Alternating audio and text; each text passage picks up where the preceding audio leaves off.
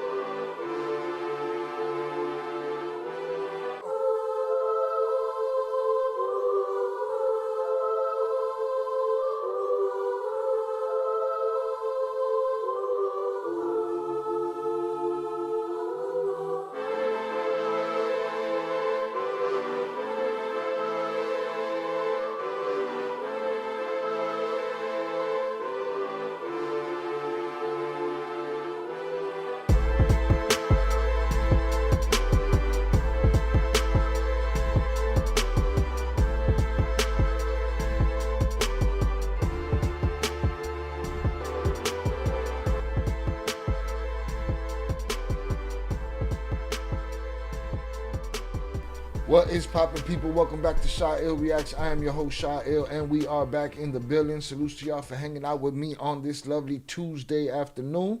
Hope everybody's having a great day. Hope everybody got after that money today. Millions! I mean, salutes. Fernando, what happened? You fell asleep last night during that shit, man? Salutes. I hope everybody's having a great day. It was summertime shy yesterday. It's wintertime shy today. Salutes. We hooded up. All right, Shannon here early. Salutes. Eddie Jimenez presente. My camera just froze. All right, there we go. We're good again. I don't know what's happening. Put this down. Make sure we good. Salutes to y'all. Hope everybody had a great night. Saw y'all last night. Feel like I just left y'all a couple minutes ago. For some reason, I'm posting as the For Beginners channel right now. Hit that thumbs up on the way in. Thank you. Salutes. That's me. Shout out my brother Oso at the Hip Hop Guru tapped in. Salute Shannon. Fernando, did the girl who got choked out by her mom pass away? Yes, sir. Unfortunately, I believe her name was Natavia Saunders. Passed away in the hospital after her dumbass, stupid, pendeja. I gave a bunch of, expletives yesterday talking about her, but in case you missed it, yeah, she passed away due to the fact that her mother's a putana, sucia, pendeja, cabrona, maricona, malparida, whatever else you can call her. Traga, we got that one out yesterday too. So yes, unfortunately, the young lady passed away.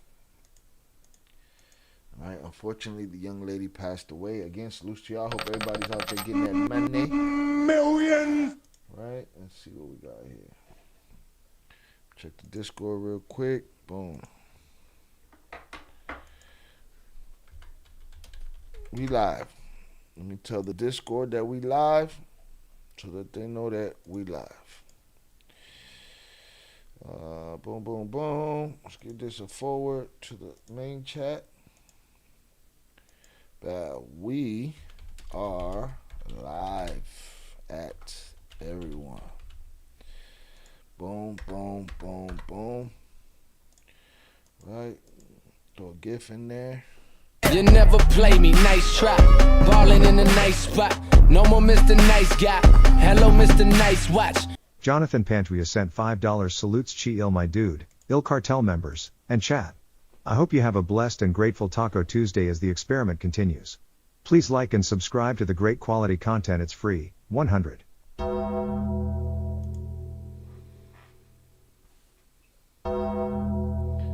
Right. Shout out JP for the $5 power chat. Salute Chi-Il my dude, Il Cartel members in chat. Hope you have a blessed and grateful Taco Tuesday. As the experiment continues, please like and subscribe to the great quality content. It's free. Salutes to you. JP was just talking mad shit in the DMs about the open bar and the drinking streams, and I'm gonna get my payback on all of you motherfuckers. Just remember that, all right? Shout out JP. Listen, we got the Undertaker bell, but I think the Stone Cold is a little bit more exciting. All right, so we got those there. They're probably not great as the dono alert. I kind of like it how it is, even though, JP, we're going to have to pick a different dono alert. Something that won't get us clapped. What happens if 200 live streams down the line, somebody decides to clap me for each and every power chat alert that went off? That'd be foul and disrespectful, wouldn't it? So we got to figure that out. We got to switch that shit up so that they don't catch me later. Salute Chi-Il my dude, Il Cartel members in chat. Hope you have a blessed and grateful Taco Tuesday, and experiment continues. Please like and subscribe to the great quality content. It's free. Experiment got us to 11 concurrent viewers right now. I don't know if the notification went out. Maybe YouTube hates me. Maybe the people hate me. Maybe I'm just a bad fucking host. But it is what it is. I'm here. I need the crazy guy screaming and crying. Which crazy guy screaming and crying? What are you talking about? This guy? No.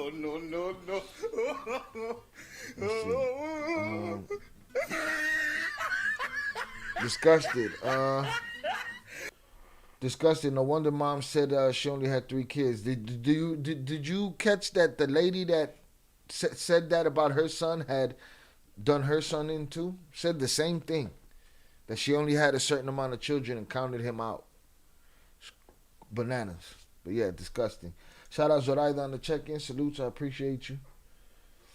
All right, we here. We're going to cover the story we couldn't find last night. Shout out to ChatGPT for being a good assistant and finding that video for me. From now on, I'm just going to go there because, man, it worked out. I mean, it worked out. We're going to check that out. We're going to go through that story. And we're going to cover another article that dropped on the Ryan Wedding story. Then we're going to get out of here, all right? At 2:30, we have a premiere coming, a premiere from an edited video of the Frank Perez interview with Yohan Grillo about his day, all right? Oh, the same guy that said I'm in your bubble? I'm in your bubble. Oh, then I'm we need in to, your if there's bubble. another one, we can go back and get it. Yen Rocha, ¿dónde está Rocha? Oye, ¿y el Rocha? ¿Y el Rocha? Bueno, ¿y el Rocha? Alright, boom. The audio you post from the guy being arrested who was on rugs. Crazy guy screaming and crying. Was the screaming and crying funny? I remember the in your bubble was funny. We'll go look for the screaming and crying. I think the same guy who said I'm in your bubble. Salutes chat. Salutes ECA22. Salutes El Toro.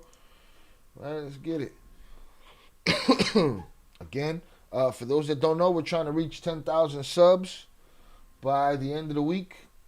Another thing, something that I don't point out much, I don't celebrate much, but I need y'all help to celebrate because I'm going to take part of my day and celebrate with y'all. Friday is my birthday, and I'm trying to see what y'all want to do for the birthday stream. It ain't going to be an open bar, that's for sure. I'm trying to be at 10K by then. We at 9620 right now. What does it say on the screen? What does it say on the screen? It says 9618. We're at 9620 right now.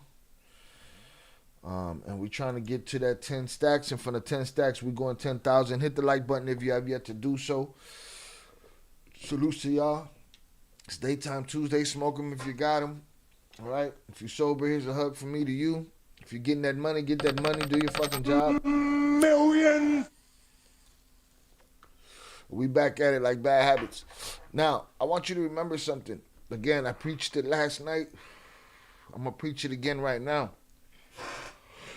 Excuse me.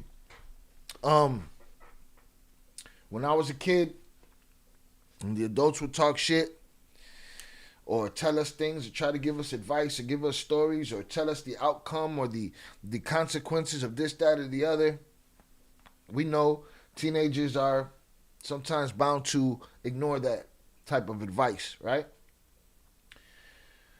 But that was a different day. We did not have the opportunity to show the consequences to our children right in their face, right at their eyes, out loud.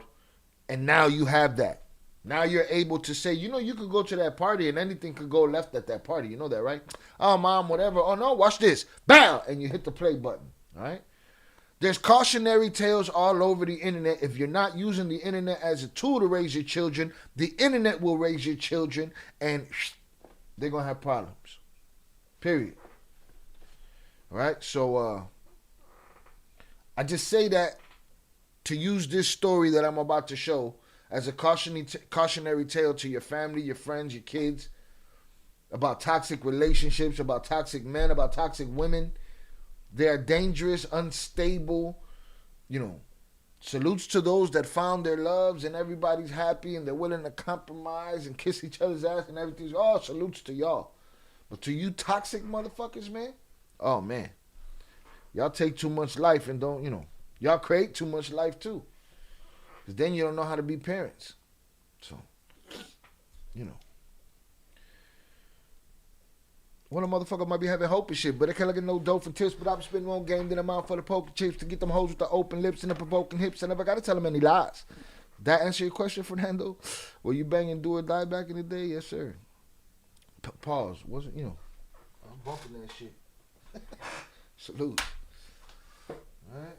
Let me see what this guy's talking about here. I got to do a mukbang at fucking Chick-fil-A. Shy, no BS. You need to get a Chick-fil-A lemonade and mix it with bourbon for your B-Day. What? He said, thank me later, everyone. No shit, for real? Fucking lemonade. Yo, Fernando, how you figure that one out, though? Fernando was just out one night getting fucked up. He was hungry for some Chick-fil-A. Babe, Chick-fil-A. But there's a long-ass line. Come on. Wait in the line. They're going to pray for us in the line. We're going. Let's go. Bigot Bird. Let's get it. Let me get a lemonade. And then he poured a little bourbon in there and changed this shit forever. Salutes. All right, bourbon and fucking lemonade it is. All right, with some Chick-fil-A sauce. But anyways, this is a cautionary tale. This is something to teach your kids about, you know. And hopefully, if you would know better, you know. Damn, 4 Beginners is up here. I don't understand why 4 Beginners is coming up as my chat but I don't get it. But let me do this and see if that changes things. Oh shit, I lost the. How you guys been enjoying these daily lives? I tell you what, they're killing me. But I'm having fun. All right, boom, let's get this. Okay, I think I'm back. Let's see. I'm gonna drop hundreds up in the chat and see if it's just me or if it's the 4 Beginners channel. Make sure y'all sub up to my other channels. We've been putting videos up over there. Some of the stuff you catch on lives here, you're not gonna catch on this channel. The hip hop stuff, you're gonna catch it on 4 Beginners. Nope, I'm still on 4 Beginners, so I don't know. I'm gonna leave that alone. Doesn't matter. Y'all know it's me. I don't got alternate accounts. Shout out Papa the Stoner on the check-in. Salute Eddie Jimenez. Shout out to the chat. All right, hit that like button if you have yet to do so. Let's get it. Woman finds out her BF unalived her entire family. All right. Sorry.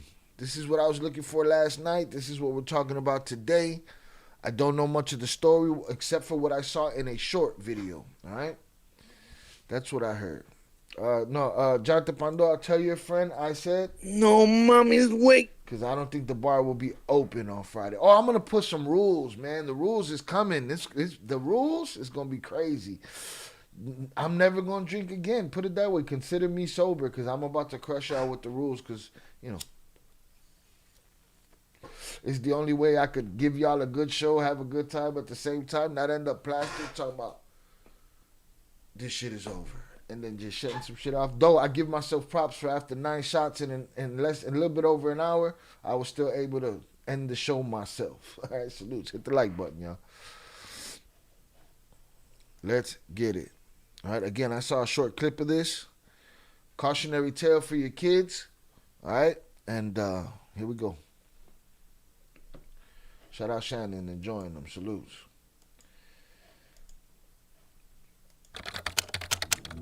This is Joseph Castorena, and he shouldn't be at this house in the middle of the night. There's actually a protective order against it. Look at that cara mamabicho right there. That's what the trolls look like. They got weak chins, no jaw structure, you know, long face, big stupid eyes. All right, sorry to anybody that looks like this if you're not a jerk off like him. This is what a jerk off looks like. This is what a pussy whoop punk bitch looks like. A coward. This is what a coward looks like. Huh? This is what a mama huevo look like. A mama bicho look like. Okay? Lion tattoo on his neck don't mean shit. Okay? Kitten balls. No lion. New rules alert. Oh yeah, new rules for sure. Okay, that's a mama bicho face right there. Look at him. Bien pendejo. Don't be that guy. Don't raise that guy. Don't let that motherfucker in your house. Okay? To keep him away from his ex-girlfriend and her family. There's actually a protective order against. Already a protective order against this guy. First 2 seconds of the whole thing, there's a protective order against him. You know why? Because his ego is weak. Now, mind you, don't get it crazy. You know, women ain't innocent either. They got egos too. They got filth and you know, problems too. But we're talking about him right now, right? So this little weak chin motherfucker has a restraining order, a protective order against him already, against this young lady. Why? Because he found himself a girlfriend and probably felt like I'm never gonna have a girlfriend this good again. Look at me. I can't find another woman that's willing to accept me the way she did for however long she did, and then she got rid of you, or whatever happened, right? So guess what? I'm going to make sure that she suffers forever. Use a bitch. Who's Louis R? Shout out Mike Lopez. Who's Louis R? He said tragas. You ain't heard tragas in a while. Right? That's that guy right there. Empty. No self-esteem, sense of self, nothing. Just an empty dork that couldn't go learn something, figure something out, find something new in his life. Nah, he had to do what he did. Fuck this guy. Him to keep him away from this house in the middle of the night. There's actually a protective order against him to keep him away from his ex-girlfriend and her family's home. It doesn't stop him in any way from entering the house and laying in wait for the family to come home from a party. Waiting for the family to come home from a party. What would happen next would leave a community in terror and lead to an international manhunt. Join us as we look into that horrible night and what led up to it.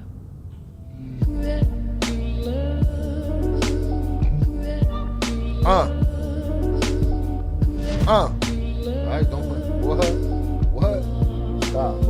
Enriquez, the Mexican singer. Oh, no, look. Before we begin, we would like to extend our deepest sympathies to the family and loved ones of the Serrano, Green, and Perez families. Bro, that bitch ass punk. Listen, man. It's just after El valiente muere cuando el cobarde quiere. You ever heard that one? Huh? The valiant brave man dies when the coward decides. Because if you back a coward in the corner, that coward will lash out. You back a rat in the corner, that rat will lash out and end you. Don't think they're not capable of great damage, doing great damage. They are. Doesn't make them tough, doesn't make them gangsters, just makes them the mutt motherfuckers that they are. That's all it makes them. Hit the like button. That's all it makes them. But look at how much damage that weak chin motherfucker got to do before he left that place. Look at how much damage a weak punk pussy bitch could do to your family in just moments. Okay? Remember that when you're letting people in your fucking life. Remember that when you seeing weak flags of punk pussy motherfuckers with, weak egos, and you notice, hey man, this, that, or the other. Don't ignore those things. Shout out Shannon. Protective orders are only a piece of paper for guys like him. They don't give a shit. He don't give a shit. You know why? Because cowards like him, they tend to smoke themselves after they do what they're going to do. You know what I mean? Why? Because they're cowards like him. Right? Or they go to jail and doing laundry, bitch.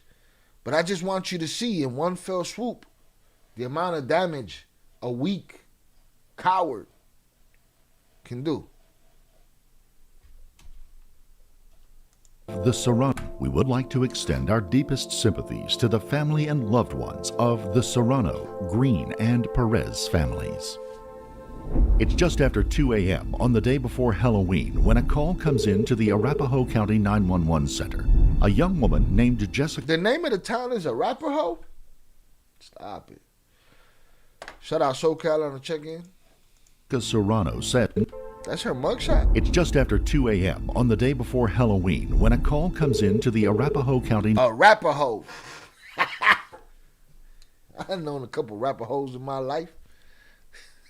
911 Center. A young woman named Jessica Serrano says that she's just come home to find her boyfriend's car keys and his jacket in her bedroom. And home to find her boyfriend's car. That picture looks like a mugshot. I don't know. It could be a family picture. That looked like a mugshot. Jessica Serrano says that she's just come home to find her boyfriend's car keys and his jacket in her bedroom, and she fears that he is somewhere in the house. What is your first and last name? Jessica Serrano. Tell me exactly what happened, Jessica. My ex-boyfriend has a restraining order, and he's not supposed to be here around me with this house. And I just found his How old is she? She talks like a little girl.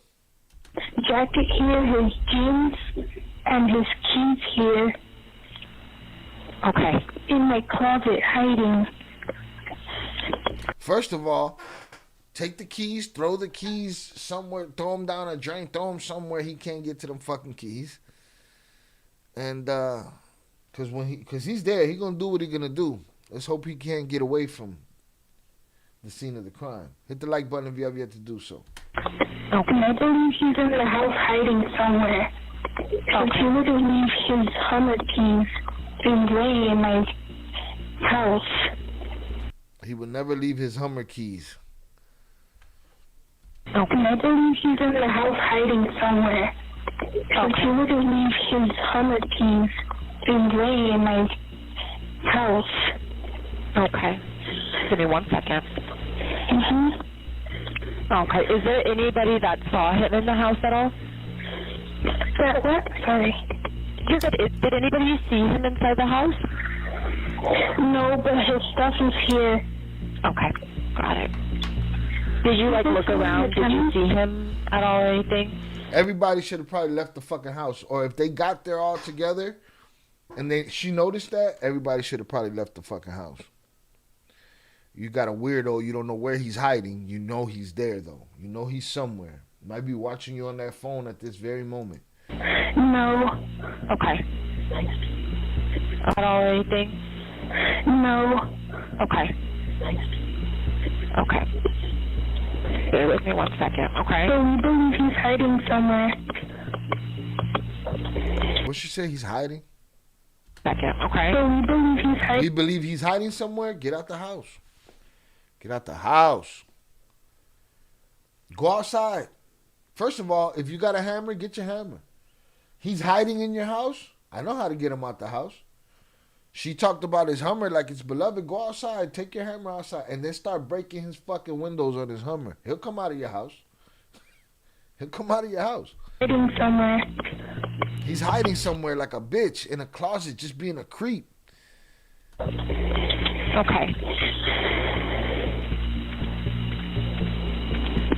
How many people are in the house with you right now that you know of? 4. Okay. So I would say that's her. I don't know. No, it's not going to count her. It's her twin sister, her twin sister's husband, her father, and the family friend that's the neighbor that lives on the property in one of the joint. Don't go in the house. Leave the house. I agree. You know he's there. You walk into the house with your family. We just came back from a party. We come back from a party. You walk in, motherfucker's jacket, keys, and stuff is laying on your bed. You know he's been in the house. Everybody get out the house. Grab a hammer. Everybody get out the house. And then you go outside. You call the police. If you want to draw him out, you start smashing up his car. He's just a weirdo creep. Can't give a lame power. And that's what that hammer is for him. Shout out to y'all. Salutes. Patrol officers are dispatched to the Serrano home. Sergeant Paul Davis will be one of the first to arrive, and he will play a pivotal role in the night's events. Do you have cameras around your house? Yes, we do. Okay. Did you see anything on the cameras? I don't. Not at the moment. I haven't, because my sister's the one that has the cameras. But I told her to check, so she wouldn't do that now. All right. Is anyone there experiencing any flu symptoms or been asked for self-quarantine? No, ma'am. Alrighty. I do have that in here. Okay, we're going to go ahead and put them out there. If you do end up seeing... Damn. First shot went off. From personal experience, dispatch asked too much. Right. Send some shit. I don't know if it's them trying to keep you on the phone or what. Hit the like button if you have yet to do so. Yeah, get out.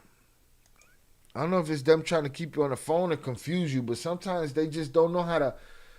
They don't know how to get the most information with the least words. You know what I'm saying? They don't know how to do it. Sometimes they seem oblivious. But then again, you don't know how you'll react in those situations until you're in them. I mean... Seeing him on camera, anything else, just give us a call back, but I have it in, okay?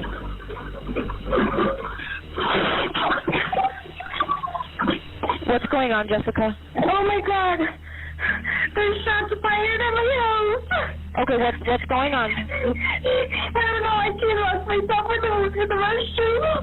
Okay. Y'all all should have got out of that fucking house. Y'all all should have got out of that house. Oh no!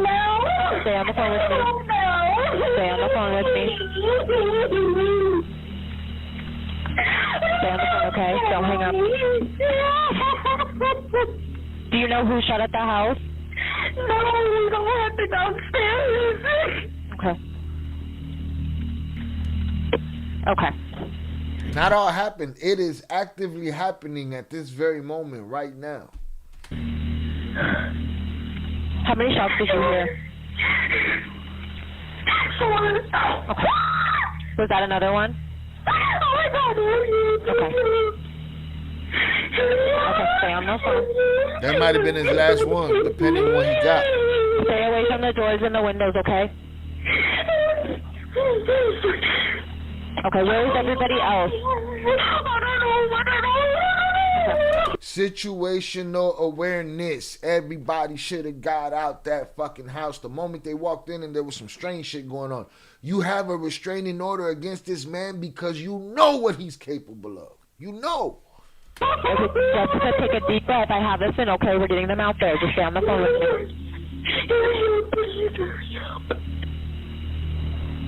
Okay. Who's that in the background? Is there anybody with you? I don't know. No one's with me right now. Do you know who's that yelling in the background? Okay.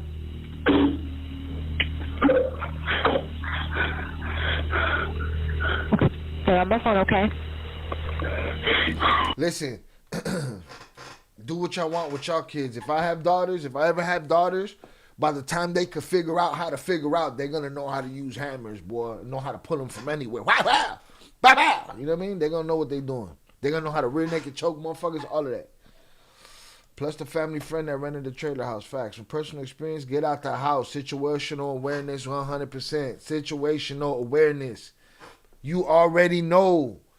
You already know you have a restraining order against this dog. You already know. Which room are you in? Are you in the bedroom or the basement? The first room? Okay. I need you to get down on the ground, okay? Get on your stomach for me.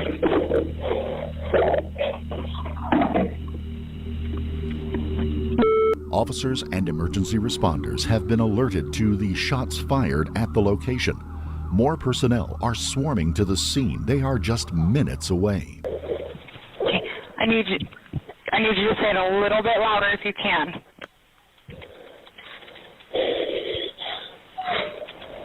Ma'am, can you say your address a little bit louder? You monkey ball ass bitch. You been talking to me for all this time and now you telling me to whisper my address to you? You know what I'm saying? You didn't ask me for this address a long time ago. The shit didn't just pop up on your computer. I can't talk right now. The man that just took out my family is walking around looking for me. I'm living a horror movie right now. And you're saying, can you say it a little bit louder? Can you say it a little bit louder? No, bitch. You know what I'm saying? I can't say it a little bit louder. You know what I mean? Jesus. All this time we've been talking. Y'all, there was people still alive when y'all started talking. The dude had not revealed himself. He was hiding in the house. He had not revealed himself yet. When y'all started talking, you didn't get no address? You asking her for a fucking address now? Stop. They are just minutes away. Shout out Luis Herrera listening from his job. Salute to you. Get that money. Millions. Okay. I need you to say it a little bit louder if you can. Yo, that's a monkey ball ass. That's a monkey Arsoners ball have ass. been alerted dispatch. to the shots fired at the location. More personnel are swarming to the scene. They are just minutes away. Okay. I need you to say it a little bit louder if you can.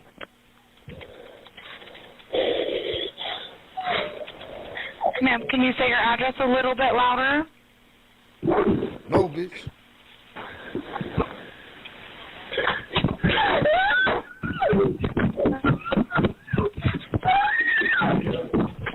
That punk is probably pulling on the door or whatever.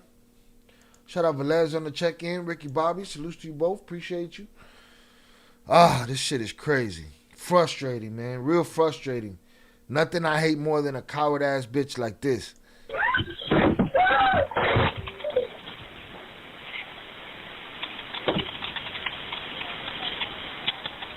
Hello?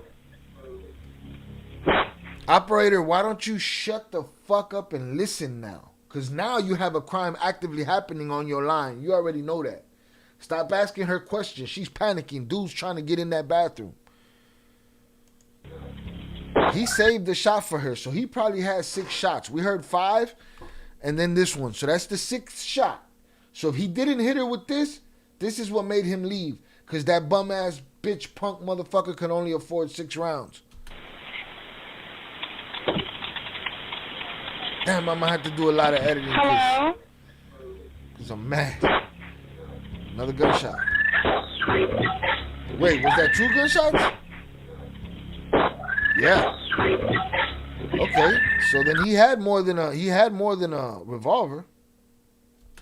Ma'am? Or did he only have 7?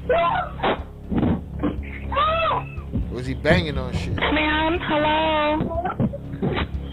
Hello?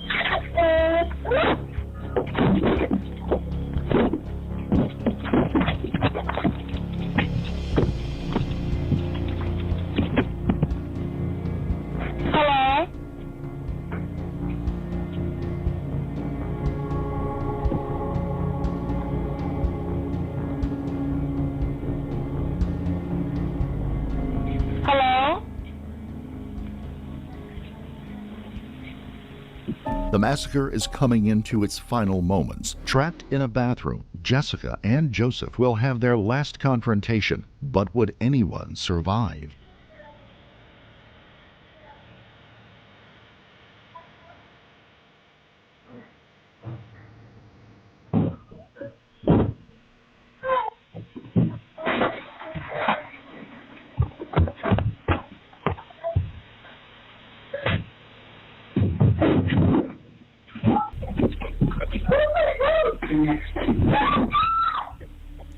Bitch ass punk walking around talking tough all day.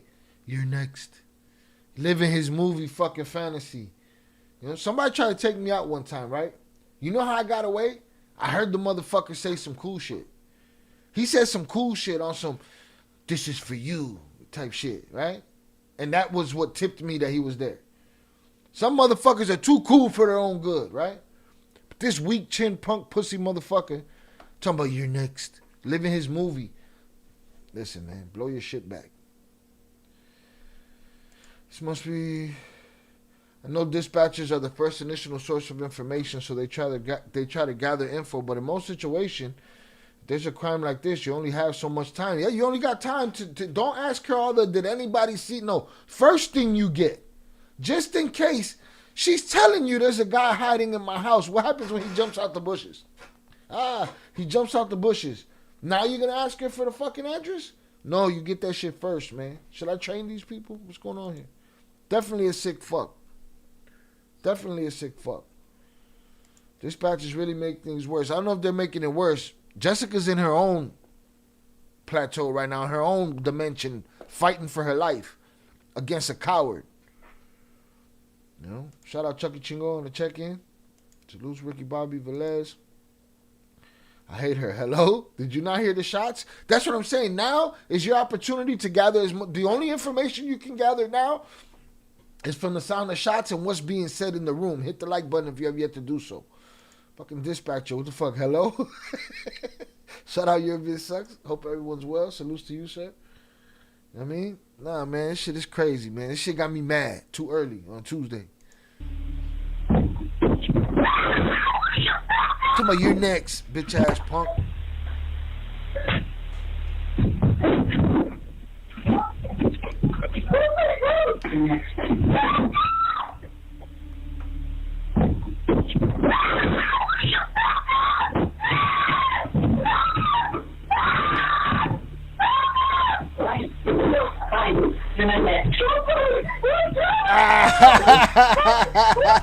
Don't he sound like a stupid bitch? No, mommy's weak. What happened? He realized he ran out of slugs. Okay, fine. You're not next. He took that as, he said that like kind of like a joke. He said, okay, fine. You're not next. Why? You didn't have it in you to do it with your hands? Huh? Because you're not that. Bitch ass punk. She might beat you if it was just you and your hands. She might win. Why did you do this to me? Fine. Fine. You're not that.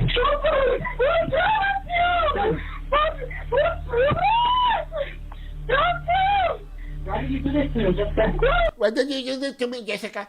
Jessica, why did you do this to me? Bien pendejo el tipo. You know, all of the cojones, the nuts, the man in his body is used just to push out those whiskers on his chin. You know? Real pussy, this guy. My blood pressure's through the roof with this one. Salute, Shannon. Sorry, I this is the type of shit I got to. This is a cautionary tale. You have the opportunity to show your daughters that motherfucking punk pussy bitches, cobardes, cowards, can end your whole family. Cowards can. Cowards. They have to know this. These guys are going to unalive themselves. Why not just take yourself out from the beginning? In his fantasy, he thinks he's going to be eternally with her. He don't even know what the end of the fantasy looks like. He just moving on his little punk pussy impulse. You know? Yeah, just put the hammer. Just do what you got to do. Do what you got to do, man. Those people didn't do shit to you. You just probably an unlikable piece of shit punk pussy motherfucker. Anything she did was justified. Giving you a dumbass reaction, it doesn't matter. Yeah. Weak men. They try to tell you that dudes like me are the motherfuckers to be afraid of. Weak punk pussies are the most dangerous thing on the planet. Weak-egoed human beings, not just men, not just women. Weak-egoed human being, coward pussies, those are the ones to worry about. All right? Those are the ones to worry about. Guys like him. They come in all races, colors, creeds. Why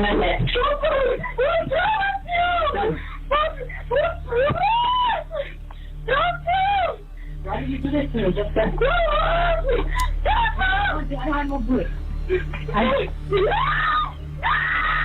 I don't have more bullets. I'm a dumb bitch. I come to pull a mission. I don't even got one left over for me. Bien pendejo el tipo. Why did you do this to me, Jessica? I don't have more bullets. She should have. I wish she had the opportunity to just take his eyes out of his dome right there. To get instant revenge, you know. No, don't do it, please. No. What do you want to do? What do you want me to do? Oh no!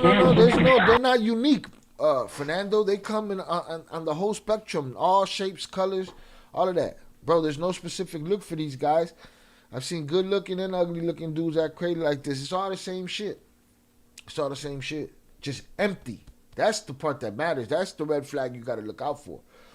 Shout out Mike Lopez. Thank you for teaching this scene to young females. Read the red flags. Read the red flags. They will save not only your life, but your family's life. If you don't want to be responsible,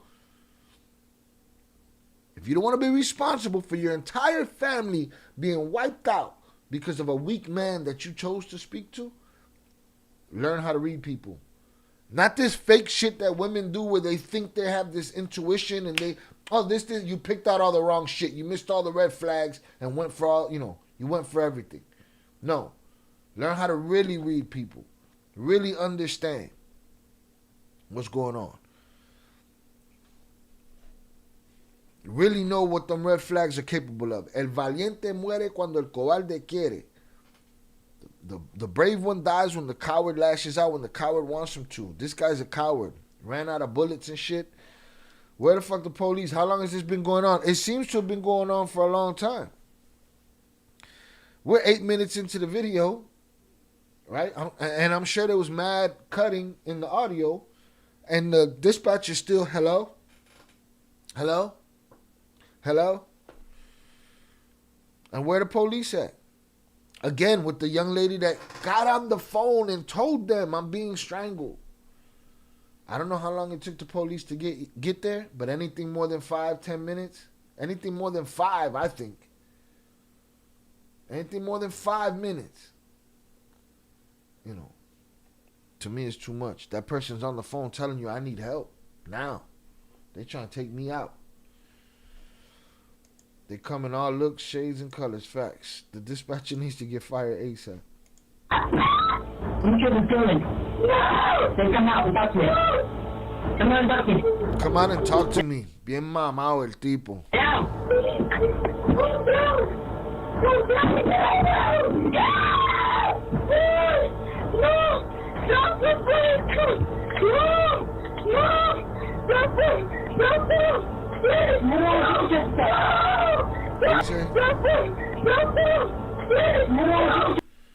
What do you want me to do, Jessica?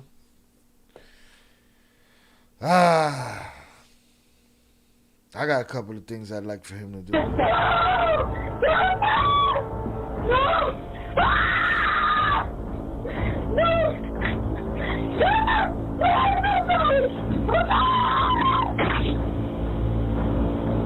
As Joseph kicked the bathroom door open, Jessica was able to grab him and throw him into the bathtub. She bolted from the room and out of the house. So she used that double,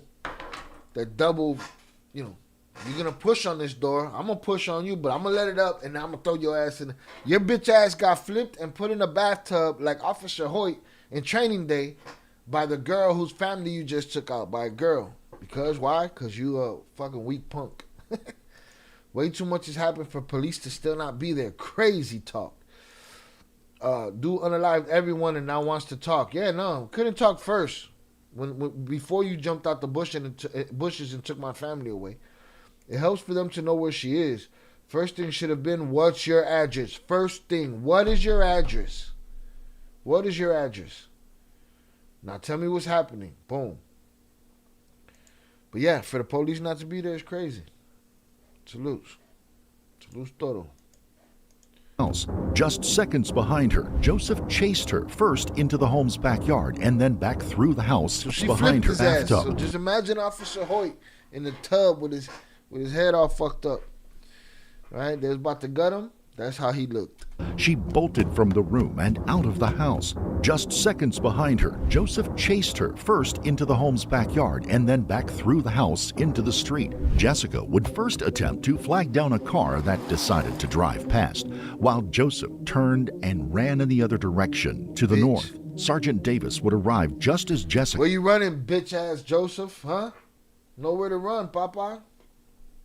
Now you see now, you done fucked up, you know that, don't you? This is what I saw, this clip. This shit broke my heart. Right? Broke my heart. See them red flags. Teach them young ladies what to look out for. Oh, but I love him. You don't even know what the fuck love is yet. What are we talking about here? Love got your whole family smoked. Jessica came running south. She straight hugged the police.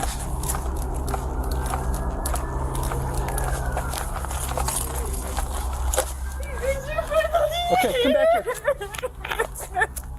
All right, I'm in contact with female. What's wrong?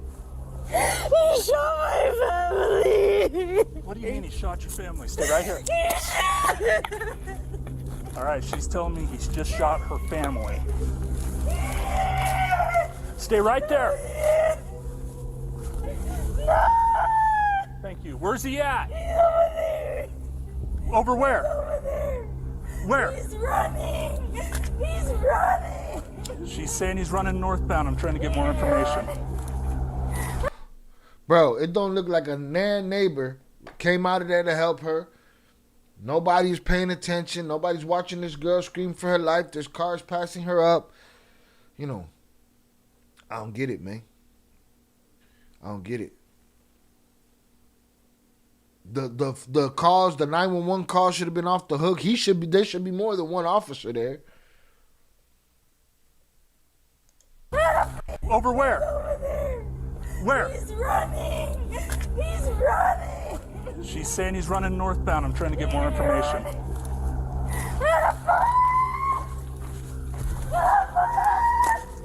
Yeah, that car just comes southbound right there. Check the street.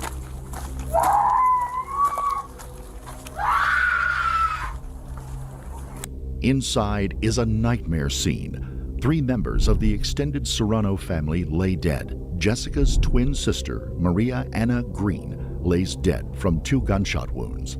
Maria Anna's husband, Ken Green, is at the foot of the basement stairs, dead from a single gunshot, presumably the first person killed, ambushed by Castorena. Back upstairs, Jessica's father, Jesus Serrano, lays dead in a hallway, shot twice. Minutes later, when checking to see if the gunman was in the backyard, a fourth body was found, that of Rudolfo Perez, a family friend who had been renting a camper from the family. I've got one down, gunshot wound in the kitchen. It wasn't like they didn't have a fucking warning. There was a warning. They had a warning. That shit breaks my heart that they had a warning. He was there. She knew he was there. He left his coat. He left his keys. He'd been waiting. Was that a mistake? I don't know. If he made a mistake. If he got relaxed waiting for them to come home and then all of a sudden heard them and left all his shit in the room or whatever. You know what I mean? But they did have some kind of clue that he was in the house. All they had to do was get out that fucking house. Would it have still gone down? Something might have gone down, but it might have been different. This was fish in a barrel for him. And the only thing that kept that young lady alive is that coward didn't know how to count his rounds off. You know? Because he had to know he had a finite amount of rounds and what he was going to run into. He took out 4 people and didn't have enough for you and old girl. What time was that again? 2:18? What is this, 2 in the morning type shit? I don't remember what she said at the beginning, sorry. What city is this? Everyone is lacking. Don't know that either. I don't remember. Man, imagine how it must have been if any of her family members were still alive from the shot and hearing this or the other ones get shot. Oh, yeah, no, that too. But she's fully conscious of it. No sense of urgency from dispatch or the police. No. Scared. He done smoked everybody in there. Why he ain't gonna smoke us? Huh? Go get him. The friend was just renting a room. Renting a room, dog. Minding his fuck. Yo, you can't do nothing, man. I'm telling you, man. The story we did last night. The lady went. The lady went to give people groceries and they smoked her for it. So that's America. That not America. That's the world we live in.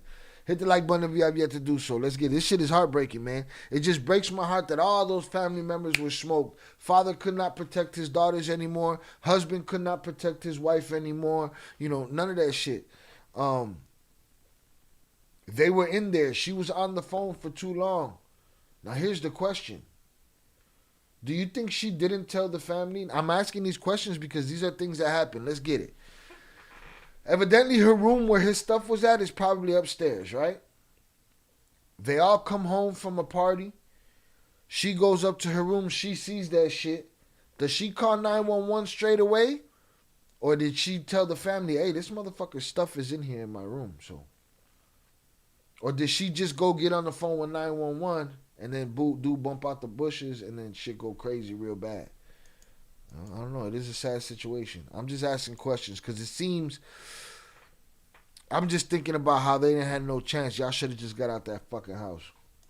We got to check out Gina Gonzalez 911 call. It's similar. That shit's intense. Shows what the minute men were doing down here. Salutes. Lady from yesterday had me rolling, pretending like demons took her over. Yeah, and 5 minutes later, she was fine. You got to check my Facebook at Faith. As soon as she saw the keys in his jacket, get out the house, take your whole family and get out. That's it. That's all you needed, Shannon. As soon as you see the keys in the jacket, vámonos. No. Ask questions later, outside, down the block, around the corner, up the street. Let this motherfucker sit here all day and wait. That dispatcher should have asked address of emergency at the beginning. I wonder how that dispatcher lives with herself, hearing everything, if she replays what she could have done differently. Probably not. She probably don't bother herself with it. That's all it took. What Shannon said. You see some alien shit in your house that ain't supposed to be there? Boom, out. Heartbreak. Friend who had been renting a camper from the family. I've got one down, gunshot wound in the kitchen.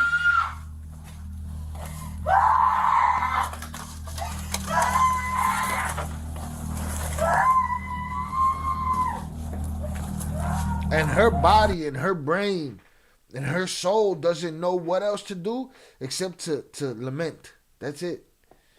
All she knows to do right now, all her body can figure out, is those screams.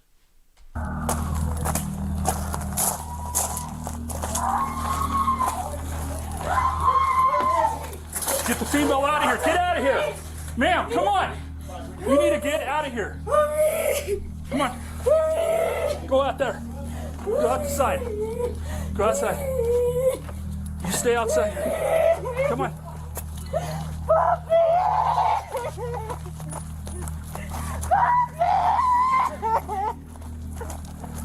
I'm trying to get one. What's he look like? Joseph Castorena. Well, what's he wearing? He's wearing He look like a bitch.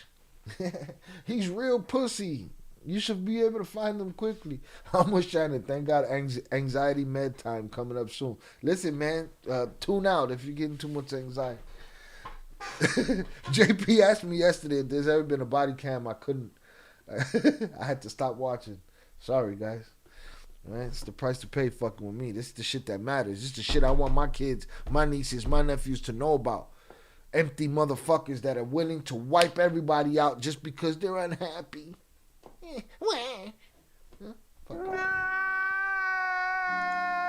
Not her, but him. You know what I'm saying? I don't do her like that. She just made the mistake of picking the wrong punk. I'm trying to get one. What's he look like? Joseph Castorena. Well, what's he wearing? He's wearing a gray sweater. I don't know. He wanted to kill me too, but he didn't have no more bullets. Okay, you gotta come back over here. I want you to sit right here. Sir. Oh, no. My dad, Mariana. The girls. What girls? I guess her daughters. I believe she has 2 daughters. They're in the room. I don't know. Okay, stay here. I need you to stay here. Girls.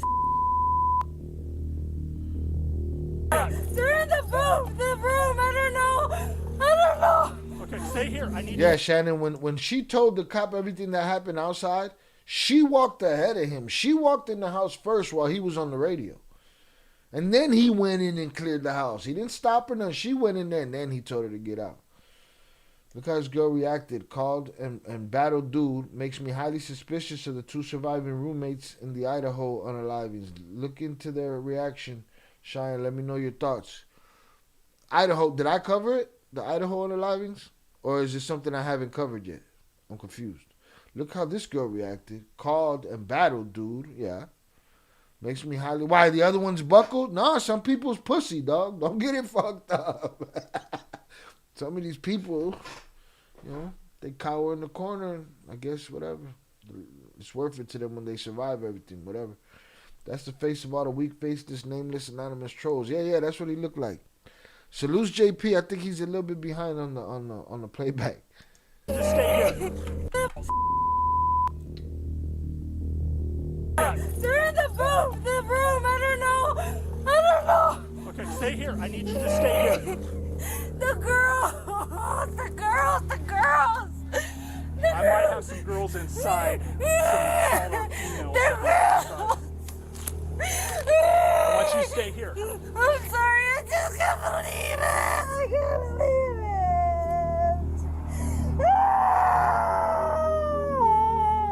As other officers and EMTs arrive on the scene, Sergeant Davis leads Jessica back outside, away from the carnage, and to protect the crime scene. He tries to console her as best he can.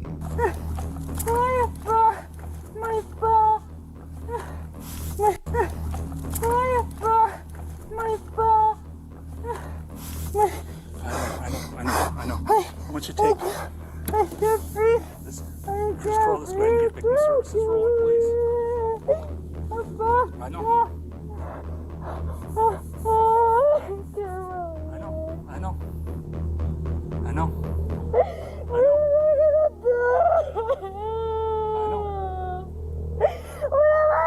Officer, respectfully, you don't know shit. Fuck what you thought you knew. She just lost her family. That's crazy. These a-holes, men and women, will threaten to unalive themselves. This is how they keep people around. Oh, I've been held hostage. by a woman who used that as her only recourse and never had any intention of it.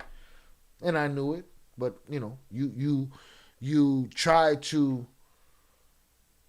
take people for their word, right? You don't want to be the motherfucker that didn't believe them, right? But they're liars and manipulators, so it'd be like that. She's in shock. This is the type of situation that you're in. Oh, no, yeah. Her PTSD, that's shit. Might as well rename herself PTSD. A coward that she dealt with that might have supposed to only be a tiny sliver of a chapter of a page in her life changed the book forever. We know JP, the abuser, not the innocent girl. You haven't covered, but it's a huge case out of Idaho. I think they were in on it with the unaliver. 4 of their roommates were unalive, didn't call cops until 8 hours later after taking a nap. None of that.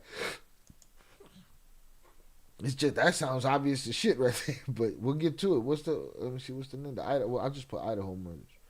She lost her family. Shout out Mike Lopez. Some people fighting tooth and nail. Some people fighting tooth and nail that they're innocent. That's crazy.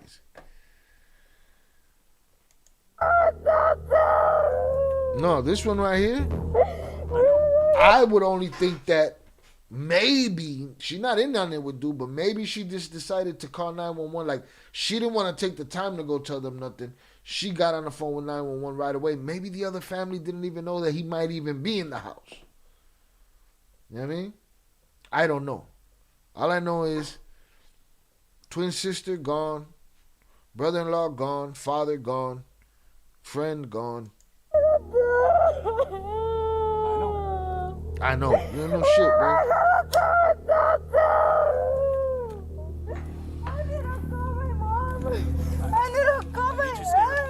I need you just to relax for me, okay?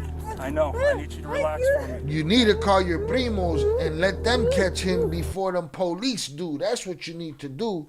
All right? You need to call Joker, Little Joker, you know what I'm saying? All of them shits, and get them over there to find little Joseph Mauricio and before the police do. I was telling them to hurry up. I was telling her hurry up. I know. He was telling her, she was telling who she talking about, the dispatcher? I think she's talking about the dispatcher. She said, I was telling her to hurry up. She should have called her family prior to calling the police. I mean, I think that's a tactical move that men would probably think of. I don't know that she thought of that. I don't know that that's not how it happened either. I'm not putting no smut on her name. I'm just speculating. I'm just saying that it's quite possible because she ended up quietly in the bathroom. Like, I feel like this. I feel like, and y'all tell me I could be wrong, like she was stuck between a rock and the hard place the moment she saw the keys and the death, because she didn't want to make a big move that tip him off to her knowing that he's there, right? And then him make his move. So she probably quietly went, called 911, didn't say nothing, and then in the midst of the 911 call, bitch ass Joseph jump out the bushes. You know, you understand what I'm saying? It could have gone down like that. She didn't want to go making a hoopla through the house. She should have gone down quietly. She probably felt like anything would have triggered him popping out. She just wanted police there. My thing is, the moment she saw that shit, they should have all grabbed everything and bonked out. Have you seen the West Side House burning? No, I don't even know what that is, JP. Let me know, though. Put it in the Discord if possible. Shout out Vicente on the check-in. Salute, sir. Appreciate you. Thank you for coming through. Everybody make sure y'all hit the like button if you have yet to do so. Even more chaotic is that they don't know how her daughters are. They're inside, right? Yeah, she just said that. And the girls, she's like, the girls are in the room. 2 dickheads that are in here and haven't hit the like, you better hit that or I'll put you in the fucking bathroom. Put him in the fucking bathroom. Salutes. Upper echelon on check-in. Salutes.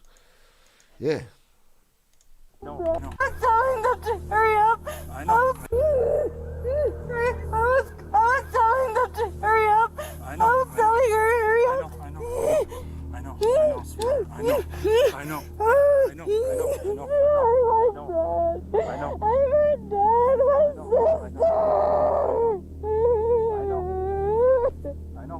We always called you guys.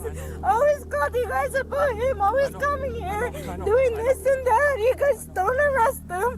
The dad, the dad and the mom always spells him out. It's always his Dad and the mom that's why he's a little pussy pendejo.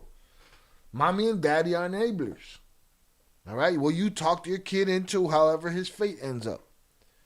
You know what I mean? Nobody, Jonathan. Relax. You got to relax. She didn't want to leave. She didn't want to leave because she feels guilty that the problem there is hers and can't leave her family behind. Now, I'm not saying her leave. Oh, you mean leave the scene? Or leave before this even went down? She's telling the police, y'all didn't arrest him. His parents kept bailing him out. Y'all didn't take this serious. And there it is.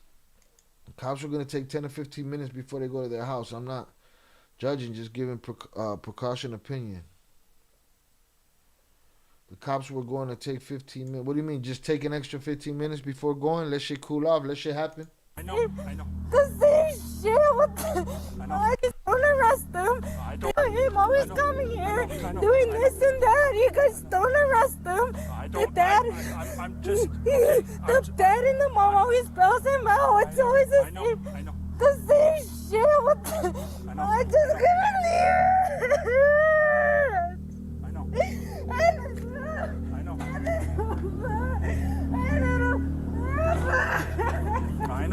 I know. Why? I know. Why me? I know. Why? I know. Why? Why?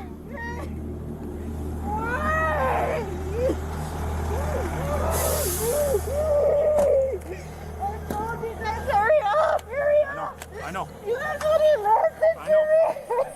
We don't know, Mike Lopez. She might have informed her family before calling the cops. I don't know that. I'm just speculating from where she made the phone call, you know? From where she made the phone call and, you know, how she was hiding and, you know. But who knows? You don't know shit. I know. And I get it. He don't know how to deal with that. He don't know. You guys wouldn't listen. Why? Once she is settled just a bit and others are able to assist her, Sergeant Davis leaves Jessica behind and re-enters the crime scene. He was the first on scene and one of the most senior officers there at the time, so he takes an active leadership role in the efforts. Wait, what?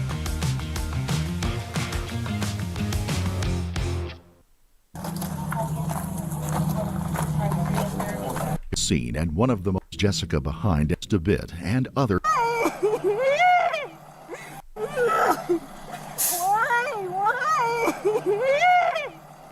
Once she is settled just a bit and others are able to assist her, Sergeant Davis leaves Jessica behind and re-enters the crime scene. He was the first on scene and one of the most senior officers there at the time, so he takes an active leadership role in the efforts.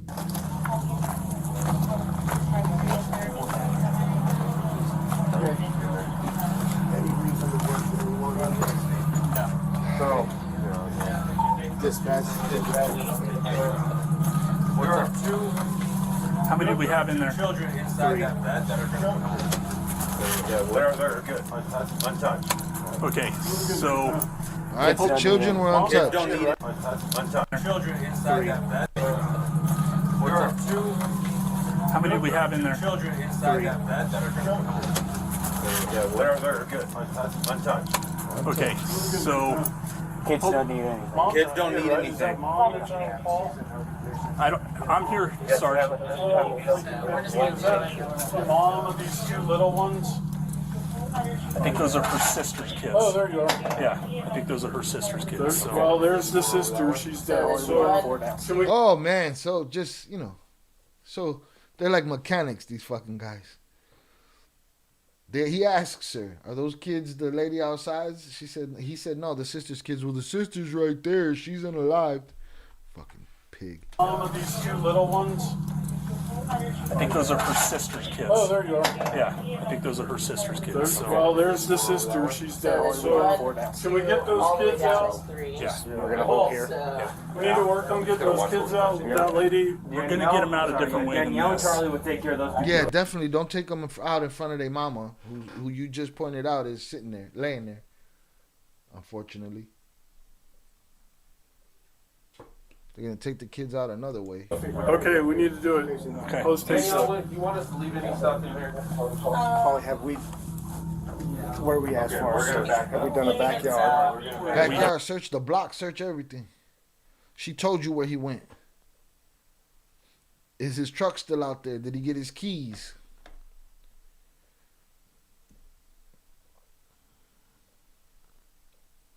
I think he's only saying I know, maybe because of training, nothing will make her feel better. So I guess, I pick him apart. His I knows. Shout out Snicker Season. Saw Snicker Season here earlier. Salutes. There you go. Salutes. I have not done a backyard. We have not done a backyard. After I came in here, and I had to get her out of here. Okay. So. Where we asked for our search? Have we done a backyard? We have not done a backyard. No, because she came in after I came in here, and I had to get her out of here. Okay. So I did not do a backyard search. How many fire do we have? If she takes those two, you're gonna grab the blanket from the structure. Is there any way to get them out of here without having them see? Let's wrap them up in blankets. Yeah. We'll probably just go out this way, cover eyes and head. We'll take the children's. Well, right now, head to toe, they're okay. Yeah. So they're green. Okay. I'm grabbing a blanket. I'm gonna hold it. Okay. Will you both transport in yours? Yeah, I'm just gonna hold the blanket here. You're taking them to the hospital, right? Yes. Okay. The two young children and Jessica are taken to a local hospital for treatment. While none would show any physical wounds at the time, they were each undoubtedly traumatized by the event. Each would also be placed under protective custody in the hospitals as Joseph was still at large. Cara pendejo. Protective custody in the hospitals as Joseph was Bitch ass Joseph. Still at large. There was still the question of where Joseph had gone. He was on foot, barefooted, and it was cold that night, and many of the yards in the neighborhood, like the Serranos, were fenced in. There could only be so many options. From my recollection, it's in Aurora, Colorado, JP. And it's in 2022. Okay? 2022. Shout out Vicente. I'll be coming on once I get my funds up. Salute to you, Vicente. Get that money. Million. Right? Man, I wish nothing but abundance on you, brother. Salutes. I bet you anything, if the guy was inside and holding the kids hostage, the cops wouldn't go in. Who knows? We've seen it before, right? And one of the most likely was where he lived, just a few blocks away. Options. And like the Serranos were fenced in, there could only be Joseph had gone, was still at large. There was still the question of where Joseph had gone. He was on foot, barefooted, and it was cold that night, and many of the yards in the neighborhood, like the Serranos, were fenced in. There could only be so many options. And one of the most likely was where he lived, just a few blocks away from his parents' house. Police cordoned off the entire neighborhood, hopefully before Joseph had a chance to escape, and a group, including a canine handler, descended on the Castorena household. Sergeant Davis headed over to the Castorena house to lead the efforts. Here's the deal. I'll be straight up and honest with you. We want to get in contact with your brother before somebody else from some other agency does, okay? I would rather your brother be alive and under arrest than to be dead or shot because he does something stupid. He already did something stupid. Shout out Upper Echelon, man. This is crazy. All right, this is crazy. Is there any way that you can help us out to find out where he's at? I already tried calling him. My sister tried calling him. He won't answer. Okay. Does he have any social media that he might be on right now? Why would his phone be hidden? And why would they be worried about another agency? Right? He probably just saying that to her for her to give him the information that he need. But you know, he right now he's worried about any agency and anybody. All right, and if this is his father's hand right here, you gonna bail him out this time, pendejo? Huh? You bailed your son all the way out into what he just did? Shit. Shout out 298 on the check-in. Salutes. Aurora, Colorado failed that family. I know every time someone has had to call 911 in the last 5 years, your phone gets unlocked for directions and shit. Somebody asked that a minute ago and I missed it. Let me see.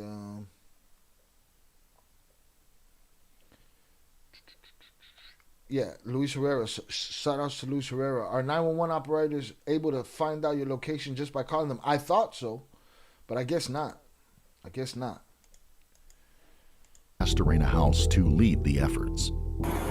Here's the deal. I'm going to be straight up and honest with you. We want to get in contact with your brother before somebody else from some other agency does, okay? I would rather your brother be alive and under arrest than to be dead or shot because he does something stupid, okay? Shout out Upper Echelon, felt the pain when she said, why me? Man, you got to see the beginning of this shit. This shit is crazy. Salute. Is there any way that you can help us out to find out where he's I at? already tried calling him. My sister tried calling him. He won't answer. Okay. Does he have any social media that he might be on right now? Why would his phone be hidden? Why would we be seeing stuff around here? What do you mean? As far as where he was last located. For his phone? Yeah. Like his phone here? Yeah. I don't know. So they're already on his phone. They're acting like they're not, but they're already on his phone. Is there anything? Is there anybody that he would be living or going to someone's house around here or anything like that? I don't know. I just got home. I noticed my dad and mom were gone. They were over here. I called them.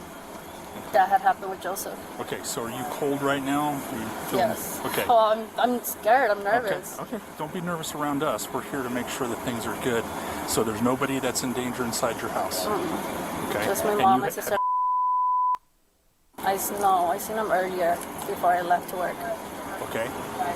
What do you mean? And how was that contact? How was that? I just seen him walk out the door. That's it. Okay. Was he mad? Was he angry? No. I think he said something about a haircut. Okay. All right. So here's the deal. He had to go get a haircut with his bitch ass. Shout out Upper Echelon, salutes. Just like the mass shooting in Uvalde, that's what I was talking about. The cops were left unprotected during the shooting on campus. If you're cold, here's the deal. I don't want you going back in the house because I don't know if he's in there somewhere. All right? And obviously, I'm not going to arrest you or anything like that.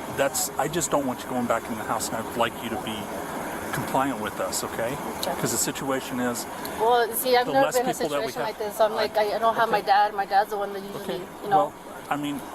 Well, where's your enabler ass dad and everybody in the house? Tell them to get out the fucking house too. My deal is preservation of life, right? So if you come out, maybe we can have you call the other females that are in there and have them come out of the house if you would. Police dispatchers can figure it out, but they ask sometimes because the address won't be exact. Well, this particular one should have asked early because the little girl, the young lady told her, I think he's hiding in this house. Right there, boom, location should have been done deal. Imagine this brutal here in Colorado. Imagine when the Bartels or anyone is obsessed with the girl, gets rid of the families. I'm sure that happens with the Bartels all the time. Some pussy with power and guns decides he wants somebody, and he just takes it upon himself to do that shit, you know? Big salute to Shia for great content and being a great host and letting us hang out. Salutes to you, Upper Echelon. Appreciate it. Preservation of life. You have to be kidding me. He wants to preserve dude's life. There's been enough life taken on that block. There's one life that probably shouldn't be preserved, and that's Mr. Joseph Castorena. Everybody that's in the house. Maybe we can have preservation of life, right? So if you come out, maybe we can have you call the other females that are in there and have them come out of the house if you would. Everybody that's in the house. Everyone that's in the house. In the meantime, police have been getting ping results from Joseph's cell phone, He is somewhere within a 900-meter radius around the Serrano home, a distance within which is his parents' home. Joseph's burgundy H2 Hummer is also found parked along a street somewhere between the two residences. Sergeant Davis is... You're not missing that car, but again, they're probably used to seeing out there because they got a restraining order against somebody that be on the block. Damn, I'm lost as fuck. Chat, help me out. What the fuck is going on? Man, chat, y'all gonna have to help him because this is too crazy. I gotta keep going. I meant that dispatchers can somewhat figure out the location without being given the address. Yeah. And here's the thing. If she was gonna clarify the address, she should have done it earlier. You know? Than asking that little girl to talk to her while she's being stalked. But yeah, they sitting there. The car's on the block. They used to seeing the car on the block. And then it gets to as far as his jacket and his keys are in her bedroom. Crazy. Is able to talk to all of the people from inside the house. Buddy, 298. Basically, Buddy's a bitch. They had a restraining order against him. The family came home. He was hiding inside the house. He smoked 4 family members. And then we got to this. And then he took off after she took off. And he ran out of ammo, so he didn't smoke his ex. That's why I don't understand why the police wasn't there faster. I don't know how long the call was, so I'm not sure they could have probably been there fast enough to stop it from happening, but I just wish those people would have got out that house. Including Joseph's sister and his mother, to talk to all of the people from inside the house, including Joseph's sister and his mother. They, through a bilingual officer, give him some insight into the relationship between Jessica and Joseph. Eventually, after repeated calls for Joseph to come out, the time has come to go in and see if he's there. Sergeant Davis leads the way again, making sure to advise the officers that the family has 2 dogs. The family should have came out the moment they got there. They shouldn't have had to wait for no sister to call them or none of that shit. In the house, and every effort must be made to ensure they aren't harmed. Get that little lap dog out, little ankle biter out of here. What you gonna do?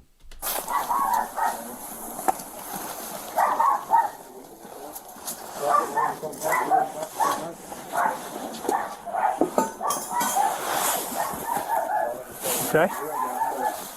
There's a clown like prop inside. Okay.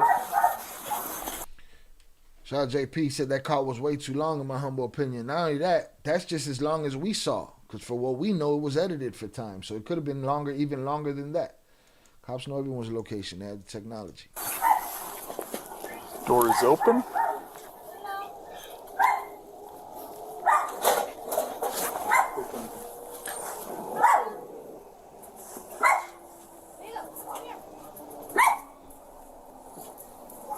Come on. Come on, buddy.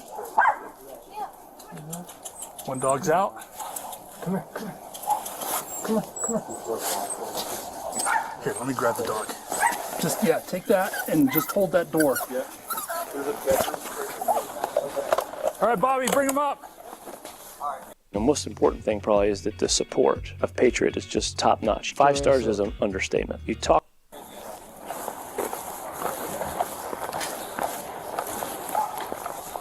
Stay right there, boys. Just hold that door. Got the other dog.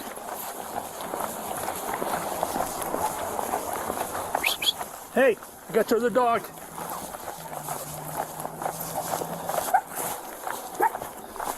You're welcome. Yeah, we got your other, your brother's murderous dog. The K-9 unit was released into the household but turned up nothing. There was no sign that Joseph was home. Officers filed in behind the dog, searching room to room for the armed man. During the search, for one singular moment, we get a look at Sergeant Davis, his face reflected in a mirror. It has been a horrific, tragic night, but he has worked hard to console and care for both the victims of the crime and the family of the perpetrator while trying to address the issue of an armed murderer at large in a community. He has embodied the pledge to serve and protect on this terrible night. Somehow Joseph made it out of the cordon. Throughout the early part of the Somehow he made it out. Somehow he got away. incident, police in the area reported hearing a loud truck roaring around the cordoned-off neighborhoods, and gunshots rang out. Could someone have been attempting to provide a distraction to give Joseph a chance to slip out? What? Throughout the early part of the incident, police in the area reported hearing a loud truck roaring around the cordoned-off neighborhoods, and gunshots rang out. Could someone have been attempting to provide a distraction to give Joseph a chance to slip out? So he had a pussy powwow with his bunch of punk bitch friends and shit? They're trying to help him out? After he just massacred a family because he's an emotional bitch?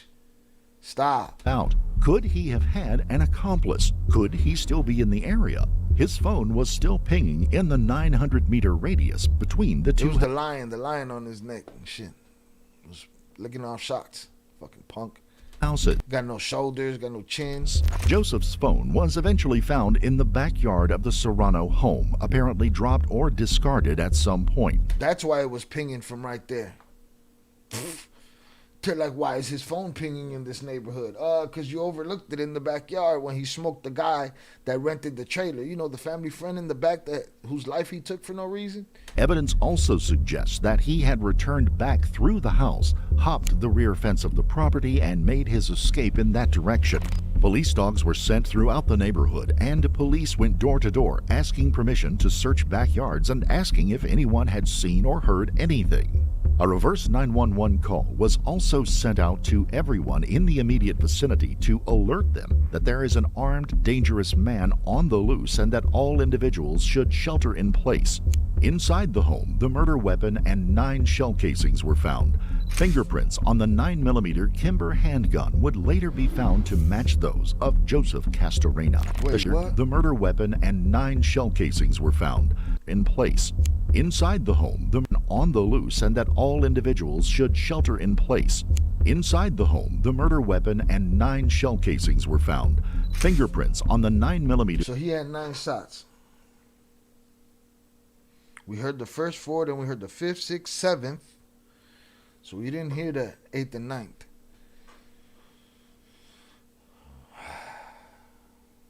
So they found everything there. So that's when he realized he didn't have nothing. He told her, fine, you're not next, stupid bitch-ass punk, and then put the hammer down. Your Kimber handgun would later be found to match those of Joseph Castorena. The shell casings would also later turn out to be... That's unspent. Okay, so that's one of the 9. Unspent. So if that's a real picture, that explains it. The numbers that we were hearing as far as shots and why he didn't have no more ammo. He must have expelled a full one. A match of casings found months before in a stolen vehicle. The gun itself appears to have been stolen at some point in its history as well, having originally been purchased by a man in Iowa in 2016. We have just begun a daylight search of the neighborhood. We even had drones up in the air at first light, and we're now doing a thorough search of the immediate neighborhood because we are concerned and want to find the subject. His name is Joseph Mario Castorena. He's 21 years old. We have to assume he is armed, and we are very concerned and want to do everything we can to find him and take him into custody as soon as possible.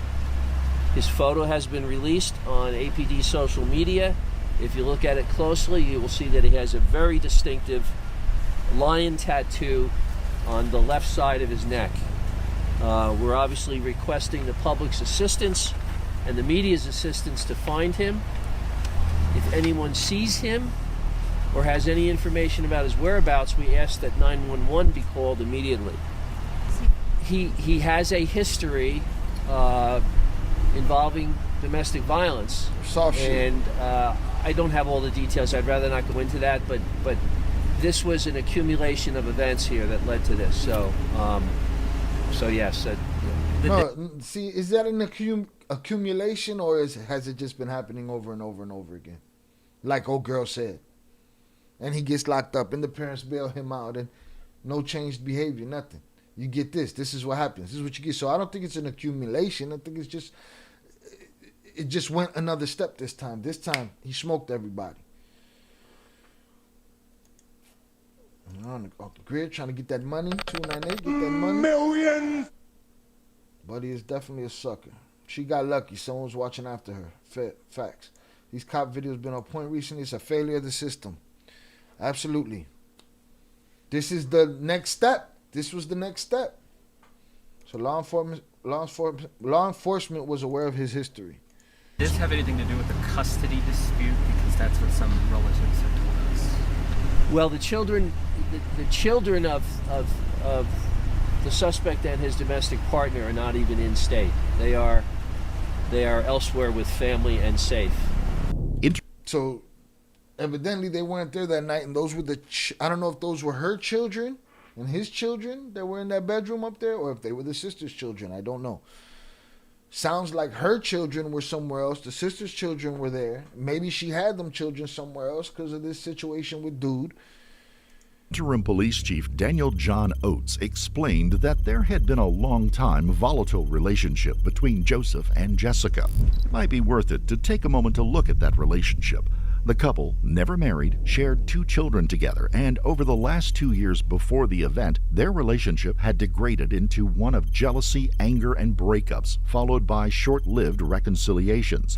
During this time, Joseph would often create Facebook accounts under false names and try to chat up Jessica. Jessica would agree to meet up with the new man, and Joseph would then announce that it was really him and proceeded to start the next round of fights. Just a weak, scheming little bitch he is. Look at him.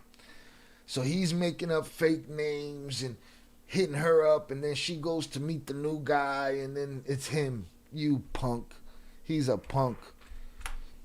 False names and try to chat up Jessica. Jessica would agree to meet up with the new man, and Joseph would then announce that it was really him and proceeded to start the next round of fighting. Eventually, the fights would get so contentious that Child Protective Services would be called in for the sake of their shared children. Just a week before the killings, Jessica and her father Jesus had asked for and received an individual protective order against Joseph after he busted out her car windows. Come on, man. How much more you need to know? That you need to have a hammer in your house to protect your family. That you need to know how to use it. That you need to be ready. That you can't depend on the police.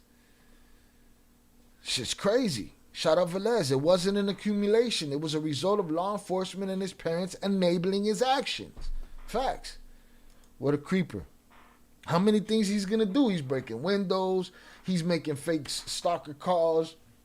Fake accounts to trick you into going on a date with him type shit. Sucker shit. Sucker shit. You give a lame power, they will abuse it, man. You give a lame punk the opportunity, he'll smoke your whole family. Shout out Darkly Noon on the check-in. Hello, everybody. Hope you're doing good. Hope you're doing good. Hope you're getting that money today. Everybody get that money. Millions. Right? Shout out Zoraida. Wow. How many more red flags you need? Hit the like button if you have yet to do so, y'all. Dragged her from the car. Her father Jesus had asked for and received an individual protective order against Joseph after he busted out her car windows.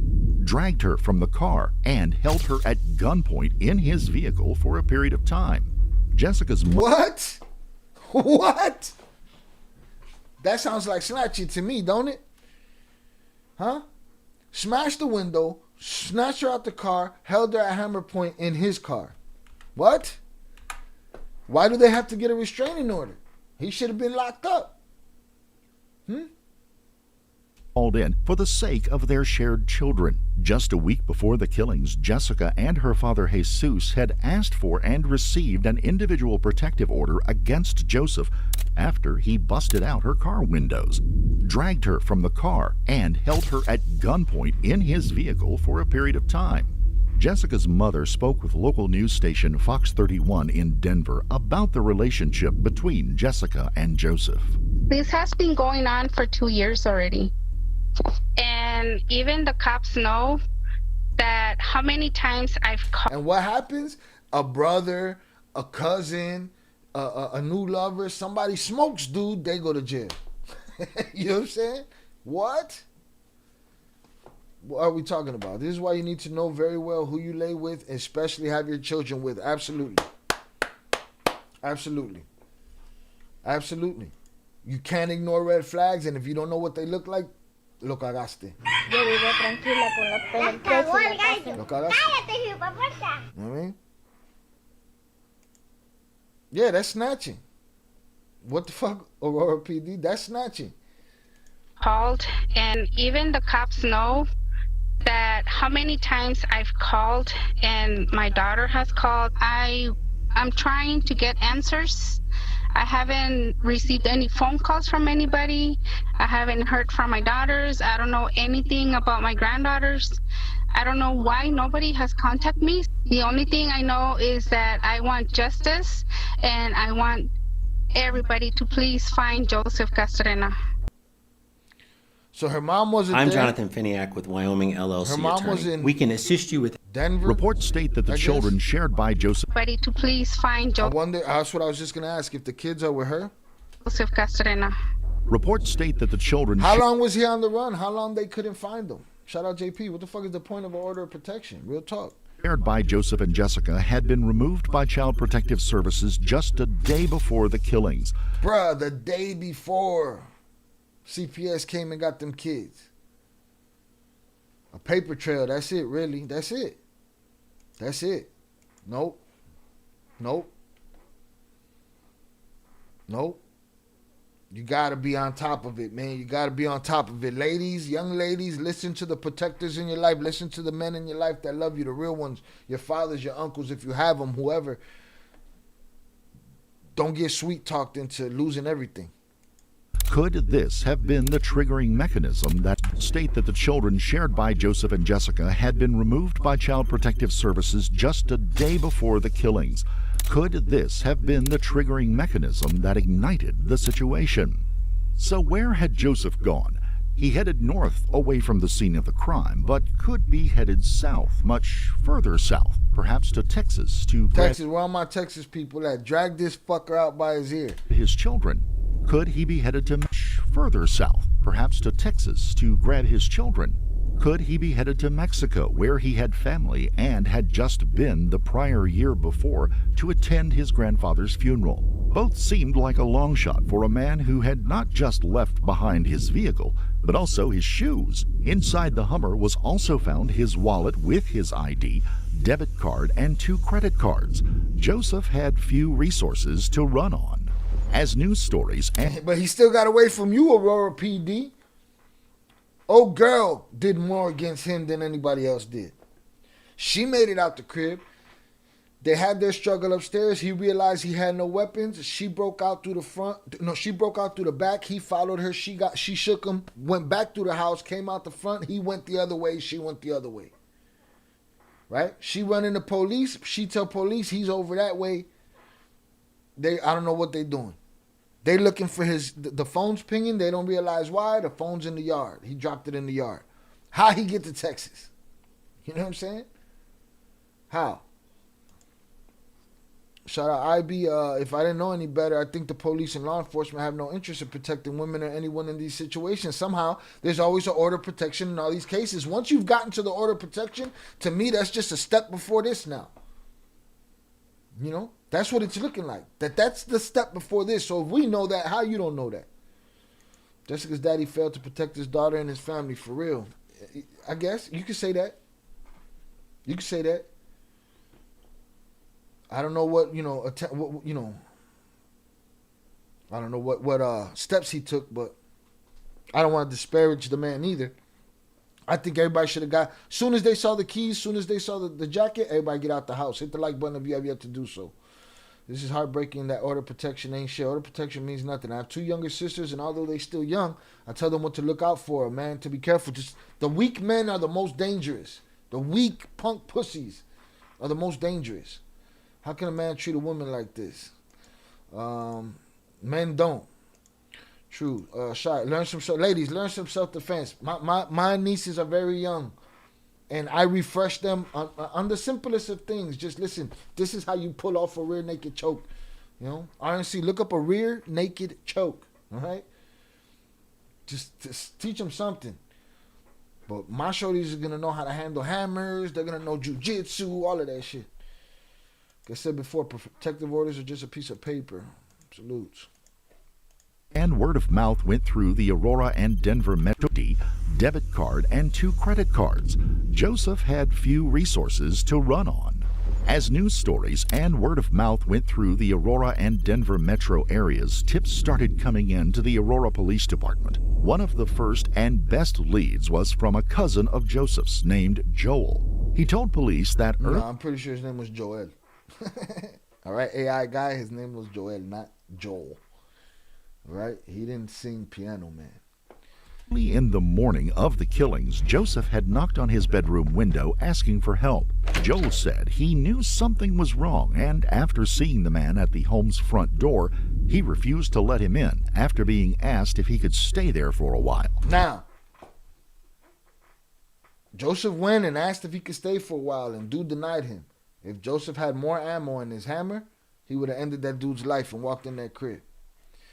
Police officers have very high percentage of being domestic abusers. Should be able to spot it. They know what they're looking at. They know exactly what they're looking at. Joel said he provided Joseph with a pair of green sneakers. Here, take these Air Max and push the fuck on. I don't know, man. I think Oso got these Air Max right here, man. I don't know. Gotta take a look at those. And Joseph left. Or he refused to let him in after being asked if he could stay there for where was this? help. In the leads was from a cousin of Joseph's named Joel. He told police that early in the morning of the killings, Joseph had knocked on his bedroom window asking for help.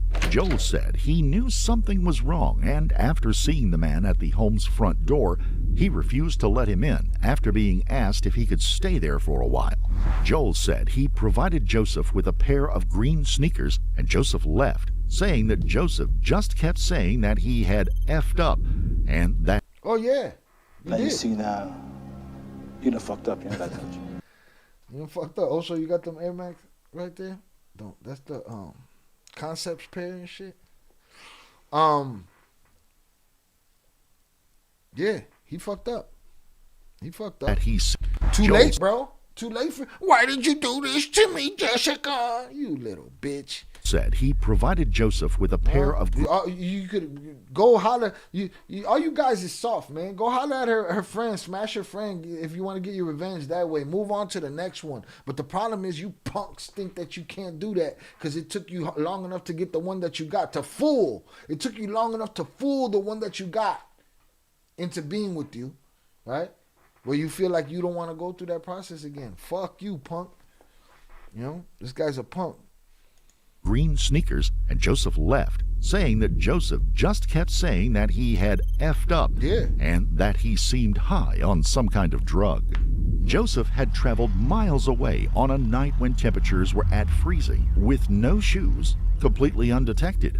He had to have an accomplice. How? Yeah, how? He didn't have that truck. I don't know why they showed us this picture. He didn't have that. That was in front of the house. Freezing, with no shoes, completely undetected.